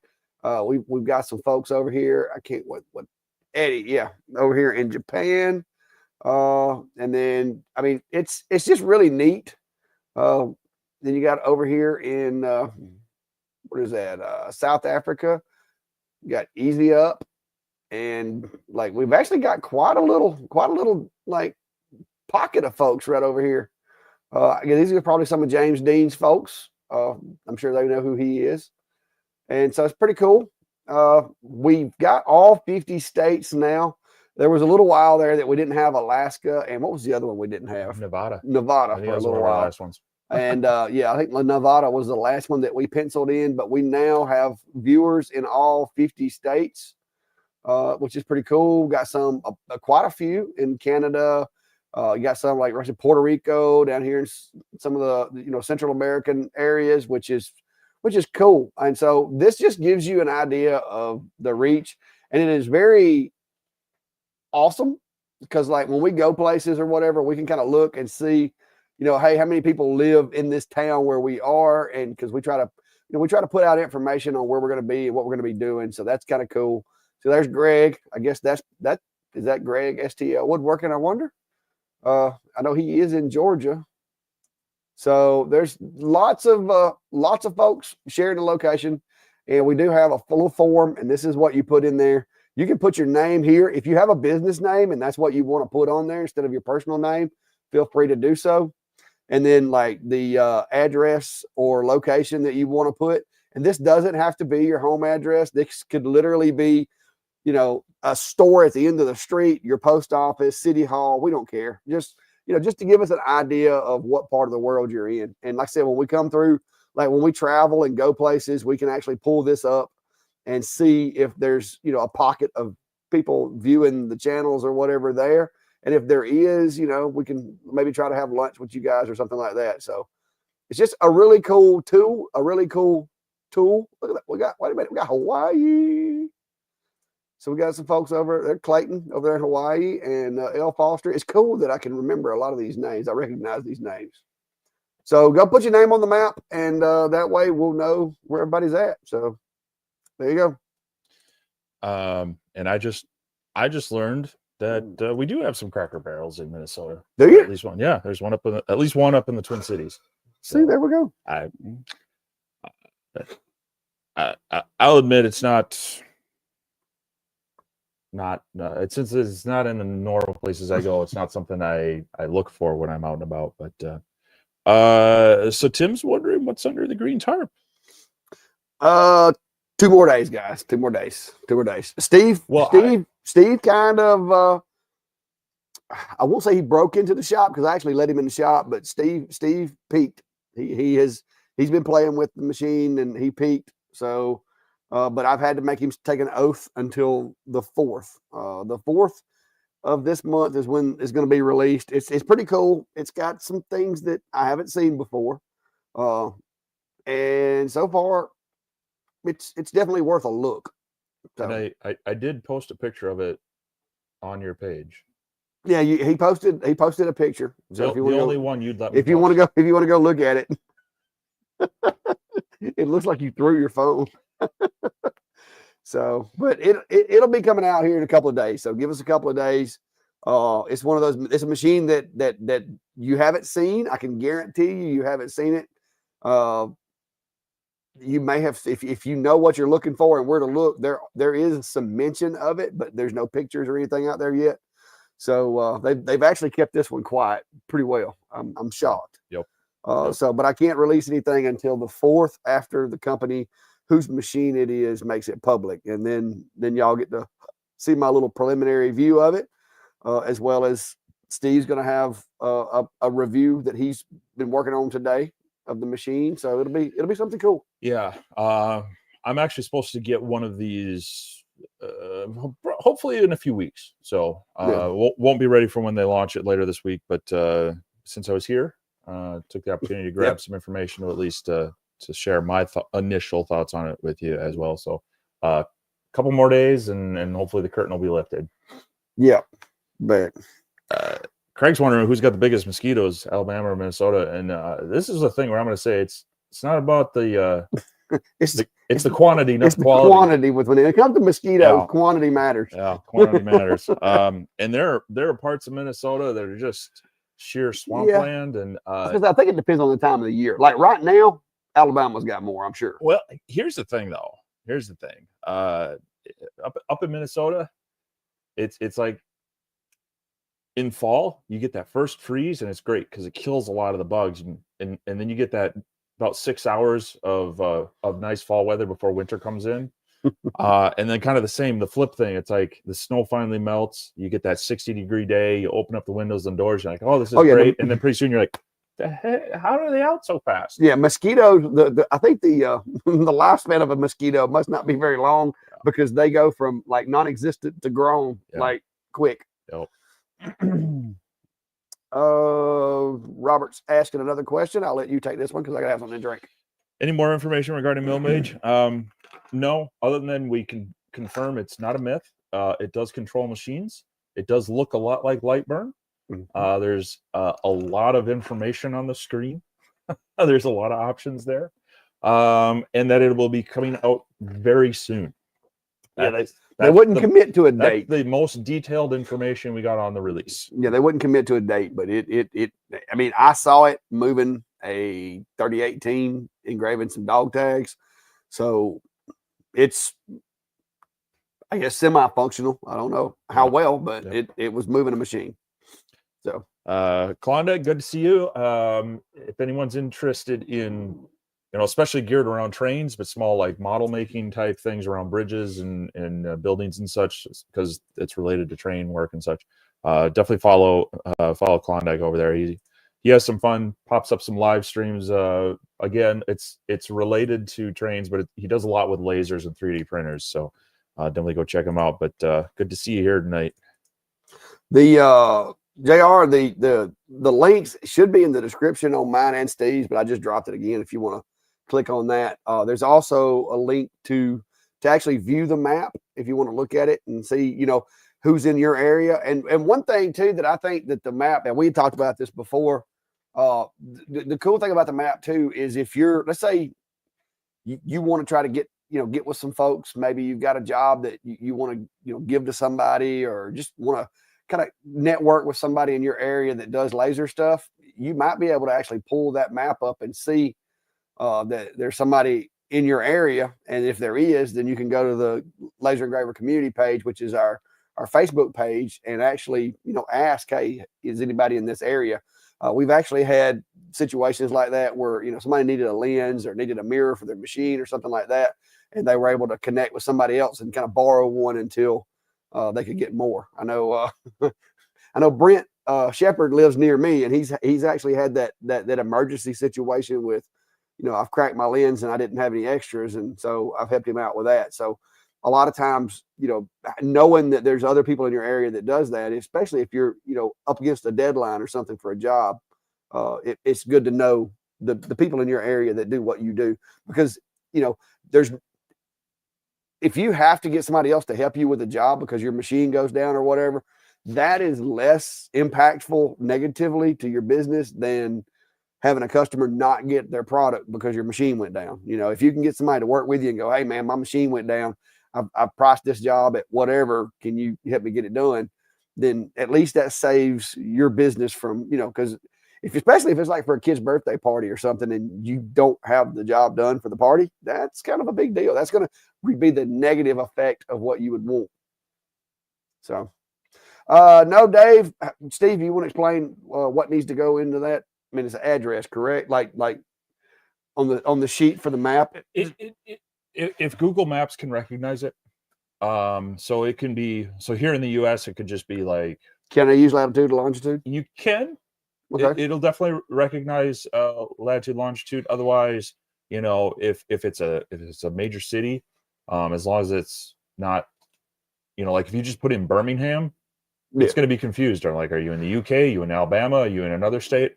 So try to put the quantifier of as close as. You don't have to have a full physical address. So, you know, for me, it could just be Mankato, Minnesota, or you know, you could even just put Minnesota. It's going to put a pin in the middle of the state, but we don't want you to necessarily put your pin on your address. Yeah, we're not. You want to. You know, we're not trying to drop one on your roof, but that's up to you. Basically, if you put in something there that it can't see, when I go to import it, it's going to say, hey, get 2 rows with errors. And then if I can kind of look at it and go, oh, it's just a comma, that's weird, I'll try to do it. Otherwise, best I can do is clear it out. It doesn't automatically update. So if you put it in there and you don't see it pop up right away, you'll just give it some time. I usually update it a couple times a week, and definitely usually around the live stream. Yeah, I was gonna say we'll probably, since everybody's looking at it today, we'll probably go ahead and update it after the live. Yeah.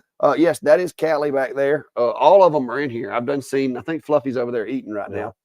Their cat door got broke by a biscuit, so they're all just like hopping through the door instead of like easing through it like they normally do. They're literally just springing through the door like they launch over into the shop. So we got AGT's asking about lenses for the D1 20 watt. Oh yeah, so yeah, the X-Tool D1 series Pro or not.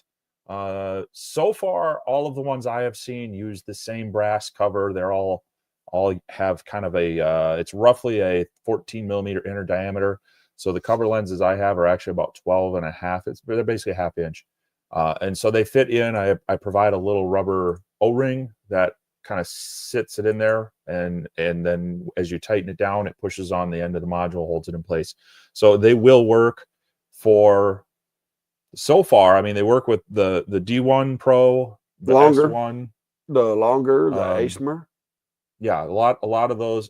The ones we're finding that they don't are like the Ortura machines. They have a smaller one. The newer Atom Stack machines, like the V2, the A24, the X40, a little different. They all have kind of that narrower air assist cone. Those are the ones they're using. I think it's like a 12 or a 10 millimeter lens cover. So, but yes, for the D1 Pro, if you look for Vintage Workshop on Etsy, you'll be able to find them. I sell them in an 8-pack of the lenses, along with a couple of O-rings and a little removable tool for the if you got one of those screw in the old X-Tool machines, and I think Combro, the first ones, they had kind of an inner ring nut that threaded in and held the lens in place, and then they got rid of that and just started gluing them in. Or most of the ones that I've seen lately are just glued in, or either some of them aren't even glued. They just have like a little piece of like rubber back in behind them that kind of mashes in and holds them in. A little silicone ring. Yeah. So, but yeah.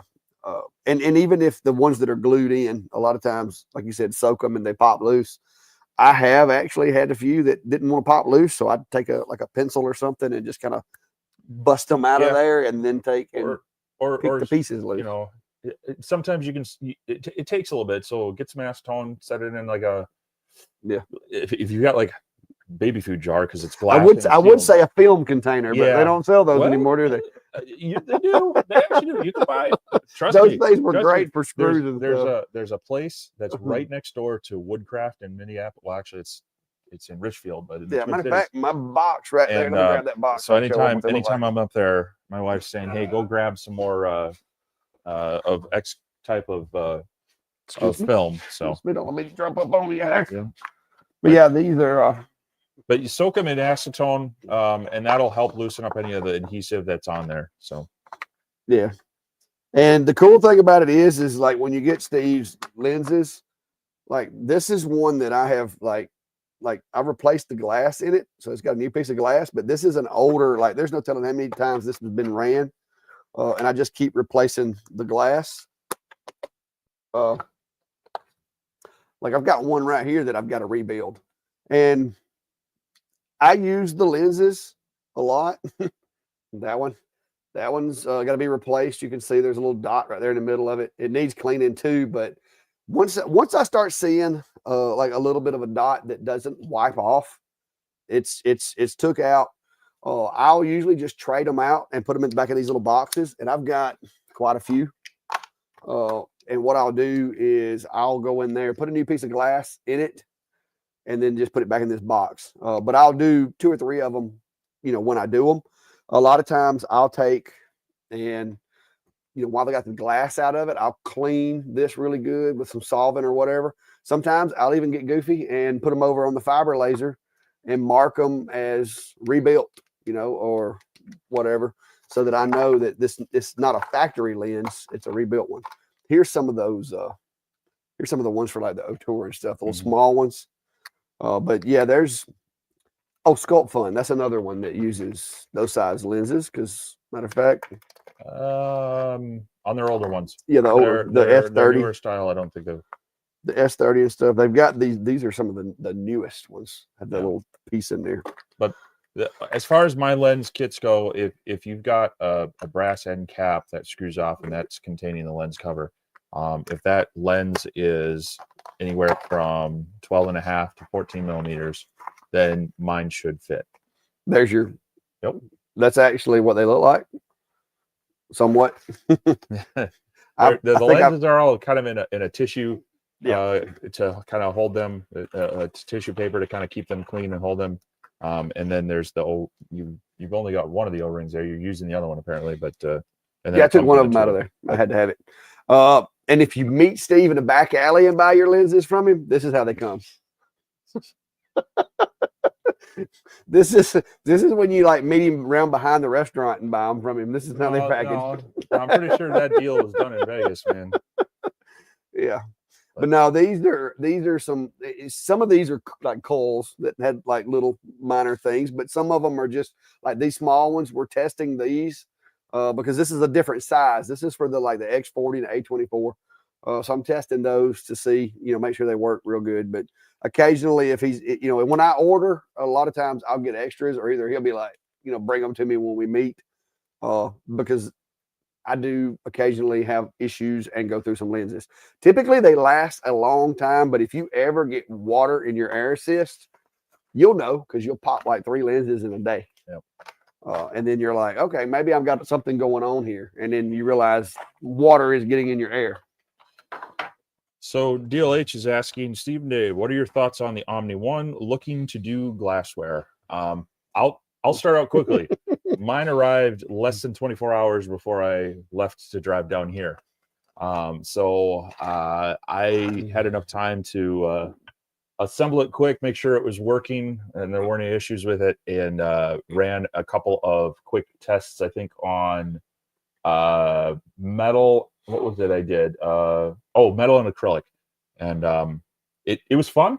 I've got to do some more tweaking of the device file, get it calibrated. But you can talk to more specifically about some of the glassware stuff in your experience. Yeah, the Omni so far has done a really good job with the glass acrylic. I really haven't found anything that it won't engrave. Now there are some materials, of course, that I can do with other machines like the CO2 or the blue diode, that those machines are faster than the UV. But because it will engrave it doesn't mean it's always the best machine to use. So like for tumblers and stuff like that, I'm still going to use either a blue diode or a CO2 for tumblers because, I need a little bit more power to go a little bit faster. Yes, I could do it with the Omni, but if I'm trying to completely remove the coating, it's better to use either the blue or the CO2, in my opinion. So there's, each material is different. If you're looking for either a thin material that's easy to burn through, or some type of material that warps when it gets hot, or plastics that typically won't interact without melting, that's where the UV, in my opinion, stands out, because it'll engrave those materials that normally won't engrave well because either they get too hot and start melting, or the laser just doesn't interact with them. The UV is going to kind of punch through that barrier, and it will interact with most anything I've thrown at it so far. I haven't really found anything that I can't engrave with it. Now, it may take me a little while to nail down the settings, but once you find the settings, it's most any material.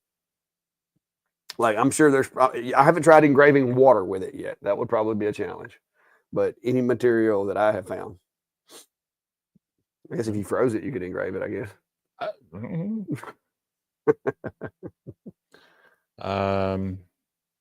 Dave has been researching the X-Tool P2S. We don't have the P2S ourselves. We have the original P2. It's very nice CO2 laser. As far as cameras go, it's one of the nice ones because it has the dual camera. It takes the wide view. Let me back up.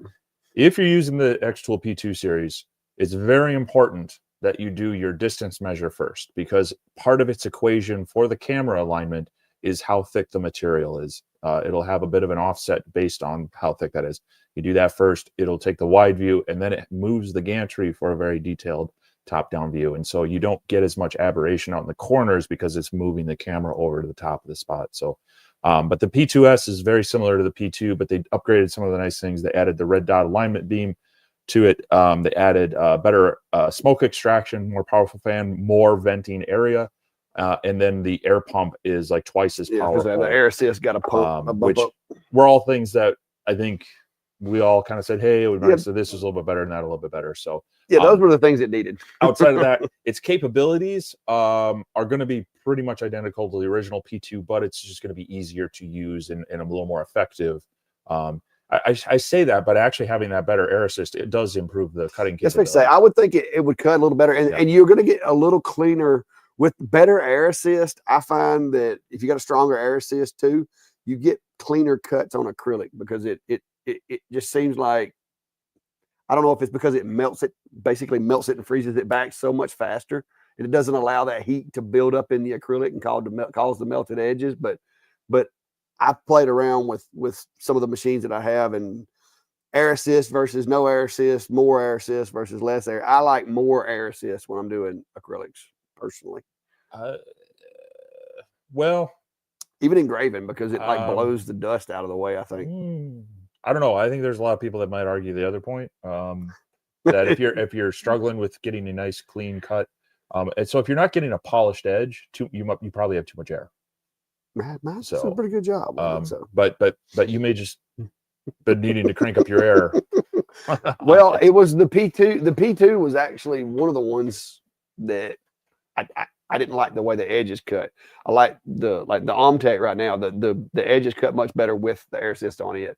I've tried cutting acrylic with it off just to see, but I like it better with it on. So, and then the Hurricane. I think the Hurricane was the other one that I played around with it because I ran it a little bit differently as well. But so, question on lines with the tumbler there you brought up. Yeah, on tumblers, depending on the machine that you have, I prefer to defocus, do a high focus on it, typically around 3 millimeters high. That gives me enough overlap that it gives a nice clean, like it gives you that clean polished look, but it's not, it doesn't leave the engraved lines, because if you're too close to the material and too well focused, you'll get those little tiny scratches in the metal, and you can actually see them if you get the settings too high, too hot. But by defocusing a little bit, you don't see those, and you get a nice smooth edge. This one has a touch of them. This is an early tumbler. This one has a touch of those little lines in it, but not enough that you can really see it without, like, not with the camera anyway.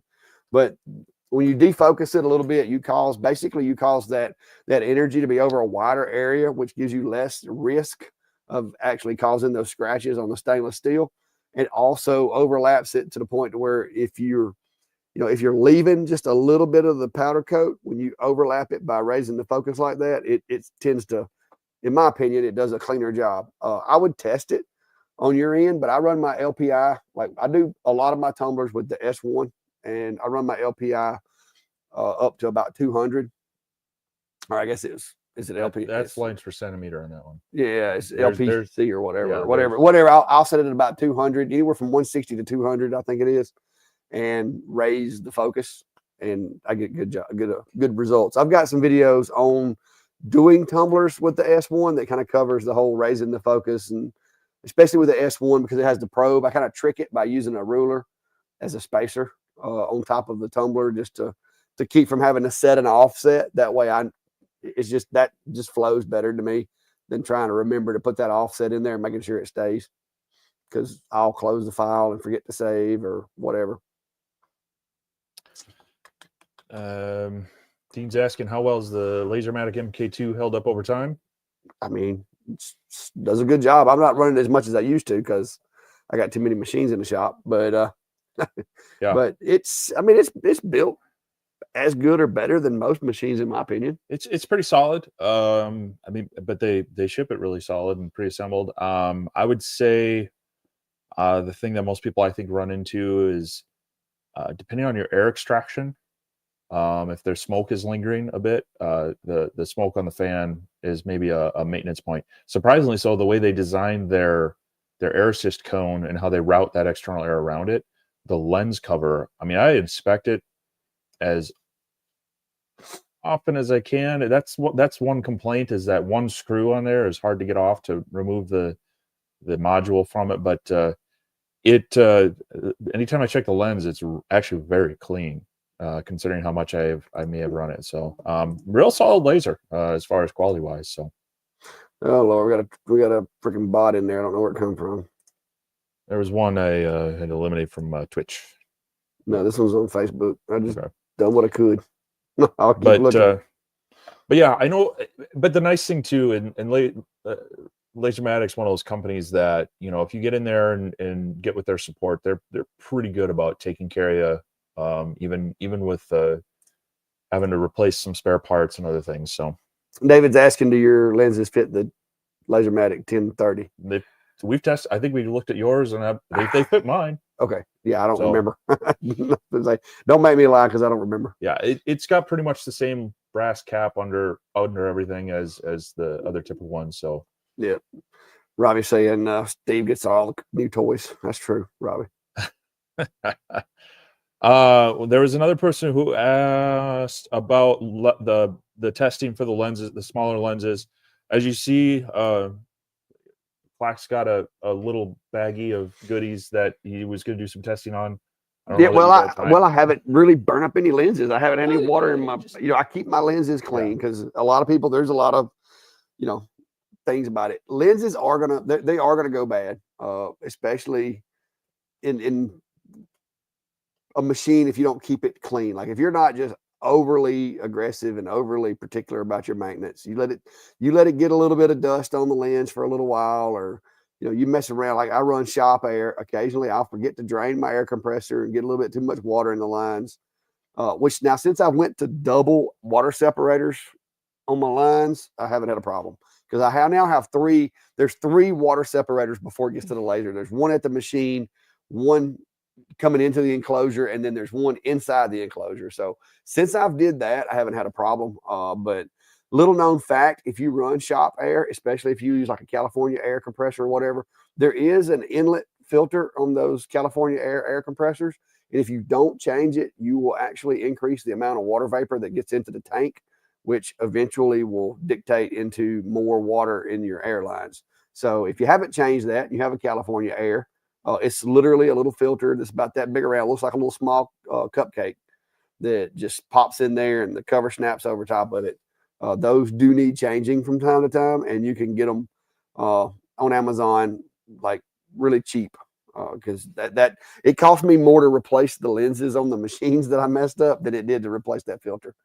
But that was a lesson that I didn't know. I didn't know that was that big of a deal. But when that filter stops up, for some reason, it creates way more water inside the compressor. Dave's asking on the P2S, is the air assist adjustable? Through XCS, it is. Mm-hmm. You can set your flow for cutting as well as engraving. Yeah. So you can have a couple different settings on. It's there. Like a 1 through 6 or 1 through 8, something like that. So there is some adjustment through the software, but it's not like a mechanical thing you can adjust. Yeah, and the same thing on the original P2, same thing on the S1 and some of their newer ones that use they have I forget what they call it, the air pump. It actually hooks into the laser with a data cable, and so that one that works on the S1, the M1 Ultra, and a few others. 3 Rusty Nails is asking, what is your thoughts on putting a filter on top of your module on the MK2? I don't do it. that's just me. I don't do it. I've got a bunch of lasers and I just don't do it. Yeah, I mean, I've seen a few of them out there. I can't speak to them. My concern with it is I'd want to see it from I'd want to see the manufacturer okay it and give their blessing, because they have set that up. The airflow is there to cool the electronics, and it's expecting a certain amount of airflow. Any filter is going to restrict airflow. And because you're cutting down the square foot or square inches or whatever. And as that filter works, it's going to continue to cut down the airflow even more. It's going to do a better job of filtering, which is going to cut down the airflow. So my concern there is you need to be able to monitor and manage the cooling effect of the air going over that.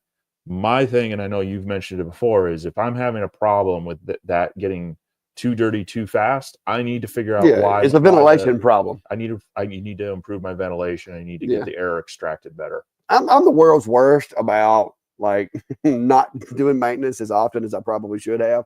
But typically speaking, I keep this little skewer stays right here on my table beside me. And I'll drop this little skewer down in there to keep the fan from spinning. And I'll take an air hose when I do my cleaning my lens and everything. Before I clean the lens, I'll put that in there and I'll hit it with a little bit of compressed air. The dust that gets in my module is dry and it powder and it comes out. I have seen people, and I've seen this, and it was, matter of fact, I'm not going to call him out, but it was Klein. Klein had a machine that he was having some problems with, and he brought it over here. The fan, the inside of the machine, the inside of the module, it was like, had like a crystalline, almost like you sprayed it with hairspray. But what it was the same stuff that gets on the honeycomb. It was that tar and that pitch and stuff from the materials was in the module. Well, what causes that is there's not enough ventilation. You getting because no matter how good, because if the machine's getting that dirty, just running a job between normal maintenance, if it's getting dirty enough that it's causing you that big of a grief, then there's a problem. That means you need to increase the flow of the exhaust, in my opinion. I'm not saying it's going to cause any negative effects to the machine.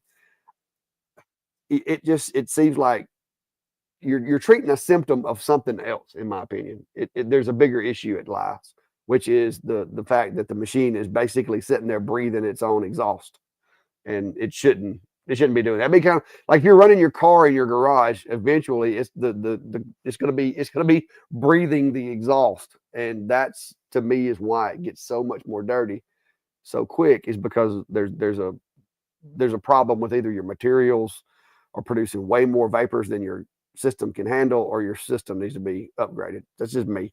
I don't, like I said, I've got, and you can see my machine over here. You saw it today. It's a little dusty, but it's not like it's not corroded. Like my machines don't get that. I've never had a machine get like that. So, well, it's also why on your typical larger cabinet CO2 lasers, the air exhaust is like a downdraft table. They want to pull all that down and keep it away from the optics and such. And so that's where it'd be nice to see that on diode lasers, to have that be more below it, because then it's going to be directing it.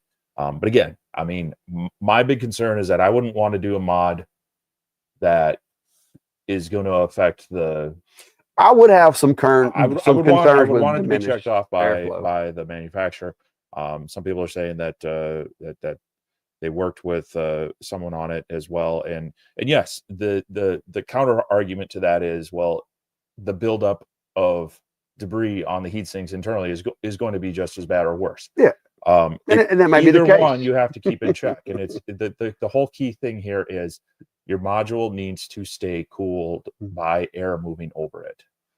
So yeah, there's just I'm treading a little bit lightly here, because I don't want to recommend something that you're going to do and then you have a problem and the manufacturer says, well, why did you do this? That completely voids your warranty. Well, I mean, you could take technically and put a filter over the radiator in your car and keep your radiator in your car from getting dirty. But, it's just, to me, the risk, it doesn't, I don't have the problems of my modules getting that nasty, that it's that big of an issue. They get dusty, yes, but it's dry dust that's easily blown out. Occasionally, I may take the fan out, clean the fan, put it back in. But my machines don't get it doesn't get that dirty for me to take a risk of that, because if I'm not cleaning my laser enough, and if I don't have a setup good enough that it stays clean, then there's a really good chance that I'm probably not going to service that filter the way that I need to either, and that could have catastrophic issues in my opinion. So I know me, and I know how I do my maintenance, and that's not something I prefer to do, and I'm not going to knock anybody that does it. But anyway, did one built enclosures for a fiber machine. Marker Omni on the way. I want to make an enclosure. Looking for ideas. My buddy Bill did. But now the problem comes in is the glass may not be laser safe. And I mean, I guess you could find it, but it's hard to come by, because especially if you make them one enclosure, and you got, like, let's say if you had these two machines and you wanted to build just one enclosure, so you only had to have one fan set up, because you're only going to be running one at a time most days. Then now you've got to get a glass that can protect you from both, and those are kind of hard to come by. You can get it. JTech Photonics sells it, but you just have to make sure, if you want to put a viewing window in it, that make sure that you get glass that is appropriate for whatever wavelength laser that you're going to put in there. But I have, in my new shop, when I get a chance to build it, I hope to build myself some basically a couple of standalone little enclosures for fiber lasers, so that I can put them in there. But right now I can't. This has to be able to move, and I don't want to do that. So I just wear glasses and lock the cats out. So yeah, I've thought about that as well, because I have more of those. I'll initially test them out in the bigger shop where it's easier to move around them and such, and it's a controlled environment. But where I kind of keep them to use them is now more in my basement work area. Down there, though, I mean, I usually keep the door shut, or let people know if the lasers are in operation there. But occasionally a cat sneaks in, and yeah, this is wide open. They're short. It presents a danger for them. So yeah. I've looked at some options. Being that, I mean, these aren't, especially the Omni one. It's not. You can move it around, but it's not something I'm going to be taking to like a show. So the enclosure I would build for it is probably going to be a bit more static. Yeah. It would be like a really big cabinet, basically, with a window. It could be. My main thing would be, looking at airflow on the back. So I would probably have a port that maybe has a pass through for the 4-inch port that I could hook up on the back. I would probably build it pretty solid tops, and just have the front be, maybe a bifold door or something that can swing open. But I wouldn't worry about any windows on this anywhere. Yeah. But just make sure that it's easy to get in and out for any maintenance thing. I know some people have built it out of like 2020 extrusion, and then you can kind of get an acrylic panel that will fit in there. They even have hinges for those things. You can make a door.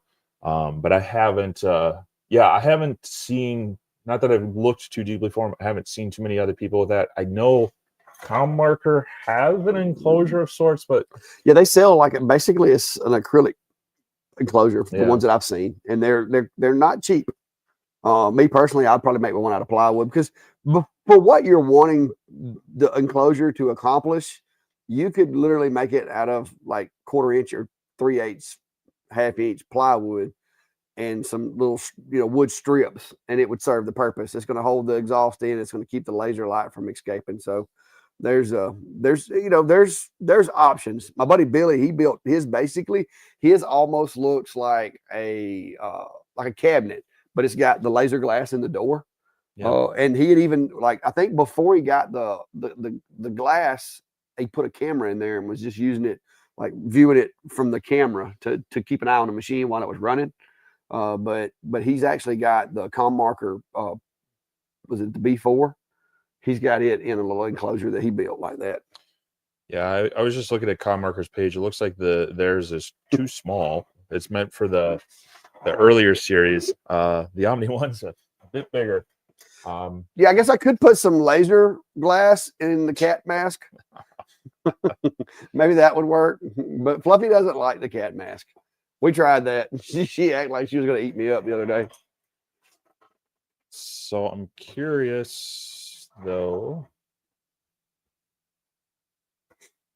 Trade Skill said the com marker version won't fit the Omni. Yeah, and he's probably right. I was just on their page looking at it. A little bigger, too small.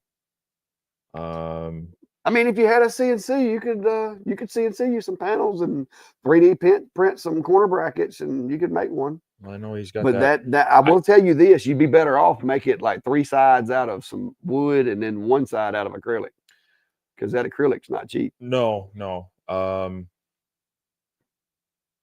Yeah, I mean, pick your material and finish it off. Probably add some LED lighting in there so you can see the stuff, and then a way to extract any debris and smoke. But that might be something I end up having to. I'm with you, JR. I want to build one too. My new shop's gonna have. I'm gonna make one. It's gonna be pretty cool looking. If eventually, I don't know when that'll be, but eventually, I want to build me some enclosures. And like I said, we've talked about. My brother brought me all that glass that I got some security glass that's like bulletproof glass basically. And I've even thought about, like using it and making like CNCing myself some brackets and building like this almost like a fish tank type enclosure. But it wouldn't be laser safe, but it would protect you from the, something getting up in there on it, or the fumes, or, metal. Because a lot of this, it's doing metal and stuff like that scares me. The first time I went for an MRI for my back, the night before then, I had engraved some stuff on the fiber that was steel, and I'm thinking, oh my goodness, I hope I don't have like little metal dust in my lungs or something going in this MRI. And because it is little pieces of metal coming off of it when you engrave it. So yeah, you want to make sure that if you're building one of these yourself, you want to double check the wavelength. So the Omni one is 355 nanometer. You want to make sure that the safety acrylic does support that. And so like what works for the blue diodes in the Omni 1 is not going to work for, like, say, a CO2. So yeah, just make sure you're using the right acrylic when doing that. We've used stuff from JTech Photonics in the past. I see that someone was mentioning, what was it, Top Acrylics, Tap Plastic. Jade Cloudfeather was mentioning OD6 orange red is available from Tap Plastic. So that'd be actually better than the JTech Photonics, higher density rating. So just make sure you're getting the right acrylic on that, and yeah, maybe we'll see a build or two on that in the near future. Yeah, Dean, I guess it's Dean. Yeah, Dean said, why not build a metal cabinet with straight beams, be strong enough to cut through it? Typically speaking, Dean, focus, especially with the fibers that we use, those things are so focus sensitive that if it reflects off of a material, the chances of it being focused after it reflects enough to do any damage is very slim. Because even though material may look smooth and sleek and stuff, those fibers are sensitive. Like, you be 1 millimeter out of focus on a fiber, and it's not going to cut. So it's not going to cut through a metal enclosure, or even a wooden one. Yeah, and it would interact with wood. The argument of why not get a metal versus wood, I'm guessing, was asking. But yeah, it's not going to be doing the cutting damage, but it's still going to be doing damage to, like, your eyes. Yeah, you don't want to look at it. You can still get that, So the enclosure's good, but once it's out of... No, he was asking would it cut through the metal, or was it strong enough to cut through?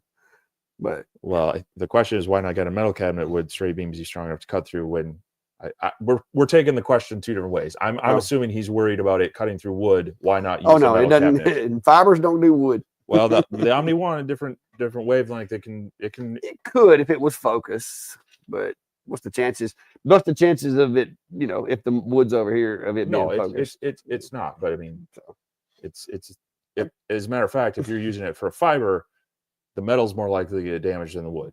But with this one, yeah, it could interact with it. But like I said, the chances of it being focused enough to do anything, it's very, very slim.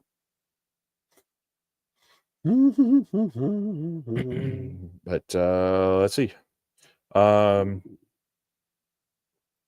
James is working on it's more of a support thing. It's not a machine or any kind of training. It's just a support deal. Like I said, I don't want to give it away, but it's a cool project he's working on. So anyway, all right, we're about 5 minutes out from our normal cutoff time. Sometimes you go longer anyway, but if you have any last questions or comments, now's a good time to throw them out there. I will be someone was asking if I'm going to be moving to Alabama anytime soon. It's we ain't letting him move down here. You know, it's funny though. I every time I come down here, I talk to people who are like, "Oh yeah, I used to live in Minnesota." Oh yeah, he is meeting a lot of people from Minnesota down here, and he's like, "Wow, they do let Minnesota people stay." But yeah, no, it's beautiful down here. It's different landscape. Now there's differences between southern Minnesota and northern Minnesota. This part of Alabama reminds me more of northern Minnesota, just warmer, and fewer smaller lakes. Bigger rivers though, you know, because all that water from up north flows down south usually, so the rivers get bigger down here. But no, I'll be heading back. I'm getting on the road tomorrow, and I got 16 plus hours to drive, and we'll be making it about halfway. And then hoping to not get too much of the storm that's coming through. I mean, I know I'll be driving through wind and rain on Wednesday, hoping it stays rain. Looking at the forecast, maybe it doesn't get slippery. Looking at the forecast, should stay rain till well after I'm home. But yeah, I've got to get back to work. I got to get back to my shop. But yeah, you've got a machine you got to review. I've got the Omni One waiting for me down there, and I've got some videos to cut. There was a video I shot a video before coming down, and I foolishly thought I'd get some time to edit it. So hopefully that will be up shortly after I'm back. Working on the Omni One. There might be the teaser green shroud device is hopefully going to be on its way to me as well. But as I've been teasing, and as the sweatshirt said, now it's not going to be only CNC, but I'm also going to be jumping back into I've been missing playing more with my CNC riders. And you know, some of the new bits I've gotten from Cody recently as well. Want to be playing with some fun stuff there. I've got some cooler, bigger things, you know, maybe some quasi furniture like things I want to try to be doing on the CNC. So hopefully if I can stay motivated, if I can stay focused in the shop and not have too many things pull me away or too many problems on the projects, have a nice variety of things coming out in different venues over the next few months. So yeah, you like I said, I'm looking forward to seeing what you think about the Omni. I mean, I know you got to play with it a little bit, but I want to see a little more about that. So that'll be cool. Burn Car Prince asking any clues what's under the green screen, and I'll tell you, it's a machine, and it's got a feature that I'd never seen in a machine before. I'm not saying that it doesn't exist, but I've never seen it. So it's kind of cool. It's a usable machine that I think folks that are just getting into the hobby, it might be something that piques their interest. So that's cool. We'll see. Yep. Yeah. I did bring the minivan. Yeah. Everything will stay dry in it. Don't have to worry about rain. Yeah, and I'm sending him back with some of this plywood that I got from Rugby, so he can have some test materials that he knows is the same stuff that I'm using. So if we're comparing different machines and we want to, you know, kind of a benchmark material to use, we can both use it, because I had to cut up some more plywood tonight because I'm making big signs for my party planner, and I ran out of plywood, so I had to go cut up 5 more sheets of plywood for that. So how's the sweet tea bell working? Sweet tea bell. Oh no, I don't got no bell. I ain't ringing no bell. Y'all trying to get me in trouble. I think they're talking about because I'm out of tea. We're not doing that. Also resisted the $6 bottle of water in our hotel room. Yeah. We managed to stay in a room for 3 days, and nobody took the $6 bottle of water and drank it. So it's a good thing. That was ridiculous. Yeah. But yeah, guys, like I said, I'm hoping that now that I'm back here and we've got the trip out of the way, I've got some jobs I got to get caught up on because I don't want to be late with a job. Like I said, being late or failing to complete a job is not something that you want to do for your business because that'll spread faster than the good stuff that you do. So I got to get some jobs caught up and get those done.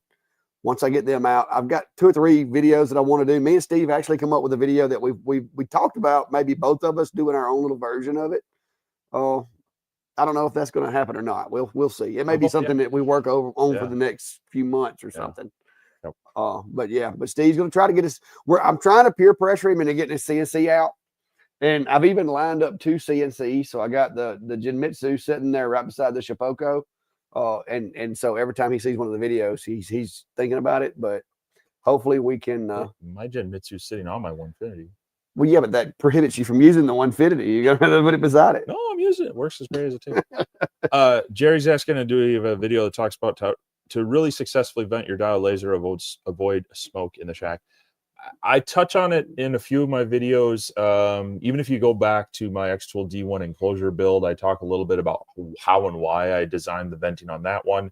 I also need to finish, speaking of things that have been dragging on for a while, I've got a bigger enclosure that I've been working on. Winter's kind of stalled me on that one because I don't like exhausting heat from my shop in the middle of winter.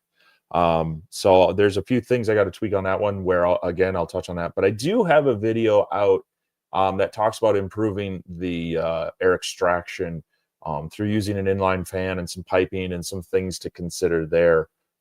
So that one might be worth checking out because, again, I kind of touch on a little of the things I'm trying to work with and kind of some things to consider as you're maybe looking at upgrading your exhaust. So that would be another good one to check out. Yeah. What do you got? I've mentioned it on a lot of my enclosure builds, but I've never done anything specifically about that. The one thing that I will say with exhaust, you can buy the biggest, meanest, strongest, best built fan in the world. If it can't pull air into the enclosure, it's not going to blow air out of the enclosure. One of the biggest mistakes that I see people make is they try to seal their machine in and they get it so airtight that the fan's basically just circulating air around the blades into the pipe and then back into the enclosure. Think of it as a straw and take that straw and put it in your drink. Put your finger over the top of the straw and then lift the straw out. That is what happens in an enclosure. No matter what fan you have, that's what happens if you don't allow space for air to come in to the enclosure somewhere other than where the fan is located. So always make sure that you have adequate flow. If you look over at your machine and when you look in there, it looks like one of those scenes from a Cheech and Chong movie to where the smoke is so thick you can't see your laser. Reach over and, with your glasses on, do it safely, of course. Raise the lid or open the lid slightly and give it like 1/4 of an inch of space around the lid and watch what a difference that little bit of air intake makes in your enclosure. You have to make sure that the air that is being discharged from the enclosure has to be replaced with clean air or air from somewhere because it's not going to move. You've got to, that's one of the biggest things that I see people make a mistake is they build these nice enclosures and they seal that thing up like Fort Knox. Mm-hmm. Or they build this nice enclosure and they put so many air gaps in the front of it that the poor fan just can't build up enough vacuum to create negative pressure to keep the smoke sucked out. So airflow, your inlet is definitely one of the most overlooked problems with machines.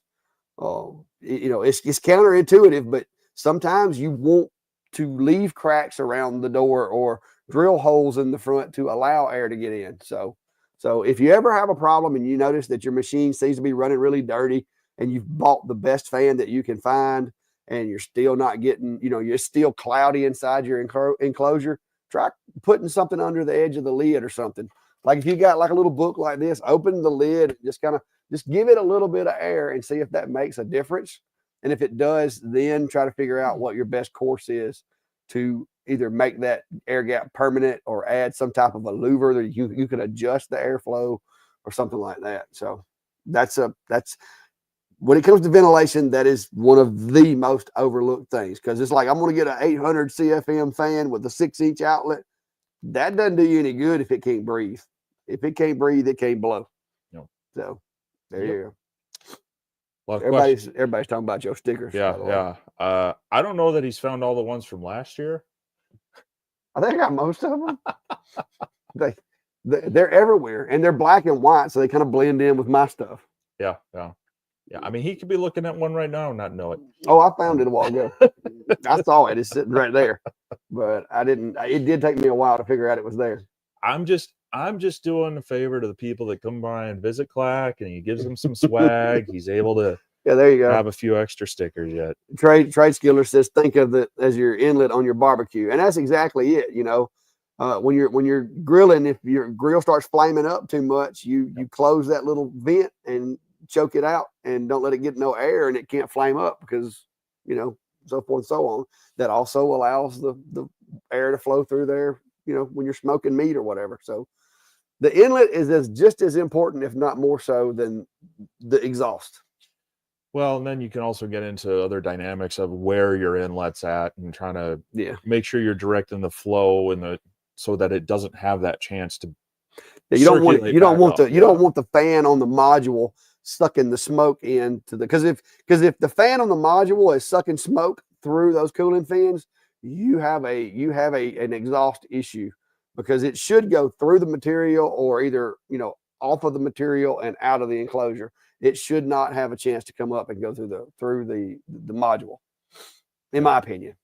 Now, I know there's some machines out there that it will if you don't ventilate it properly. But the question on using air assist when you engrave, we both do. Maybe on some materials not full, but a lot of times I will try to run it on full if I can, and then just adjust speed and power to get what I want. Just because it's easier than having to remember to adjust it if you don't have a smart air module where you can set it like that. And B, it helps ensure that there's almost zero chance of anything working its way up to that lens. And another thing too is, like, you got to think, when you're engraving, it creates dust. And if you don't get that dust off of the engraved, then the next pass that comes over is engraving that dust. So you're not going to get as good a burn. You may have an inconsistent burn where it has dark and light spaces and stuff like that. The air assist basically blows the dust off of the material before the laser beam gets there, because that stream of air is hitting that material and blasting stuff outward. And so it's, the air is hitting the little dust particles before the laser gets there. So you're going to get that smoother engrave on materials, because it's basically cleaning it before the laser gets there. Yep. And you'd have to really zoom in to be able to see that, but that's what's happening. And to me, I like running it all the time. It keeps my machine cleaner, and not as much, cleaning of lenses. Yep. So what else we got? It is now 2:08. So we've been 2 hours and 8 minutes. And I don't want to keep you guys, and I'm tired. My voice is still. Your voice is going away. So I've got to quit talking so much. Well, it's all that, and then last night too, it was the music in the background, and it's just been a long weekend. So, but it was a good weekend. I enjoyed it. JR, Don, if you're here still, it was good to meet you guys. Good to see you guys. Enjoyed it. Enjoyed telling stories, exchanging information, and we as always, we enjoy the compliments and the critiques on what we could do better. Not saying we're necessarily going to do what you say, but at least we know, because a lot of times we take for granted how you guys, some of you like it, and we usually know the passionate ones that don't like it. Those guys usually make it pretty obvious, but a lot of times we don't understand exactly that. Some people actually do like our videos. It's not all about those negative comments we get every Monday morning or every morning. No, but we definitely appreciate the positive comments, or even just the fun, inside jokes about Steve on a stick, or stickers hiding in shops, and things like that. I got 2 Steves today. More than that. Ow, I got a splinter. That wasn't fun. That's what you get. But no, we appreciate that, and we, you know, that's a lot of our fun with these lives too, is this real time kind of interaction with everyone. Yeah. So hey, and we were pleased too to hear, because a lot of times when you meet people that they don't know what you do, and we would tell them, you know, yeah, we do a live stream on Sundays, and you know, we usually have, you know, between 100 and 200 people depending. You know, that's and we didn't realize that's, you know, that's apparently we're doing pretty decent with it. So, and you guys are the ones that, you know, are that I guess you could say analytic that we're looking at, but because you guys sit through it and listen to us. I mean, I know a lot of you will come and go or whatever, but it's really cool. It's not just me and Steve sitting here talking to each other anymore. So that's cool. So, but yeah, Chris said splinter equals karma. Yeah, I probably should have sanded Steve on a stick a little bit. I'll put that on my to-do list. I picked it up and slid it down my hand. It was like, wow, oak splinter. So, but guys, we appreciate it. Yep. But and safe travels.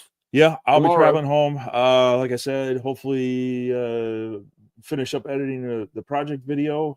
You've got the green screen machine coming out hopefully soon, and don't forget next Sunday we'll be back, but it's technically going to be an hour earlier. I mean, I guess it will be when time's going to be changing. Daylight savings time, which if we could move to it and stay, I'd be happy. Well, there's been talk about it, but I'm excited because now my evenings get brighter.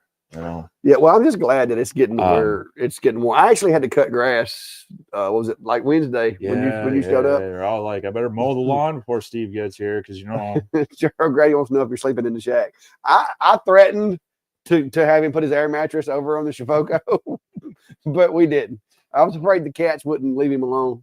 No, he's sleeping in the house. I did, since you know I had the van and I wasn't hauling a bunch of airplanes and a bunch of stuff to work here for a week. I had some room, so I made sure I tossed in the cot and the sleeping mattress just in case I needed them. Yeah, he does have what we call roughing it capabilities. Yeah, but we're not going to make him do that. So, but yeah. So, but anyway, guys, y'all. Like I said, hit the like button, follow, subscribe, all that good stuff. If you're not following us, you know, go check out Steve. You know, if you're not following whichever, just make sure you make it happen, guys. Yep. And we'll see y'all next week, if not before then. Hopefully before then, but for sure next Sunday. All right. Good night. We'll see you.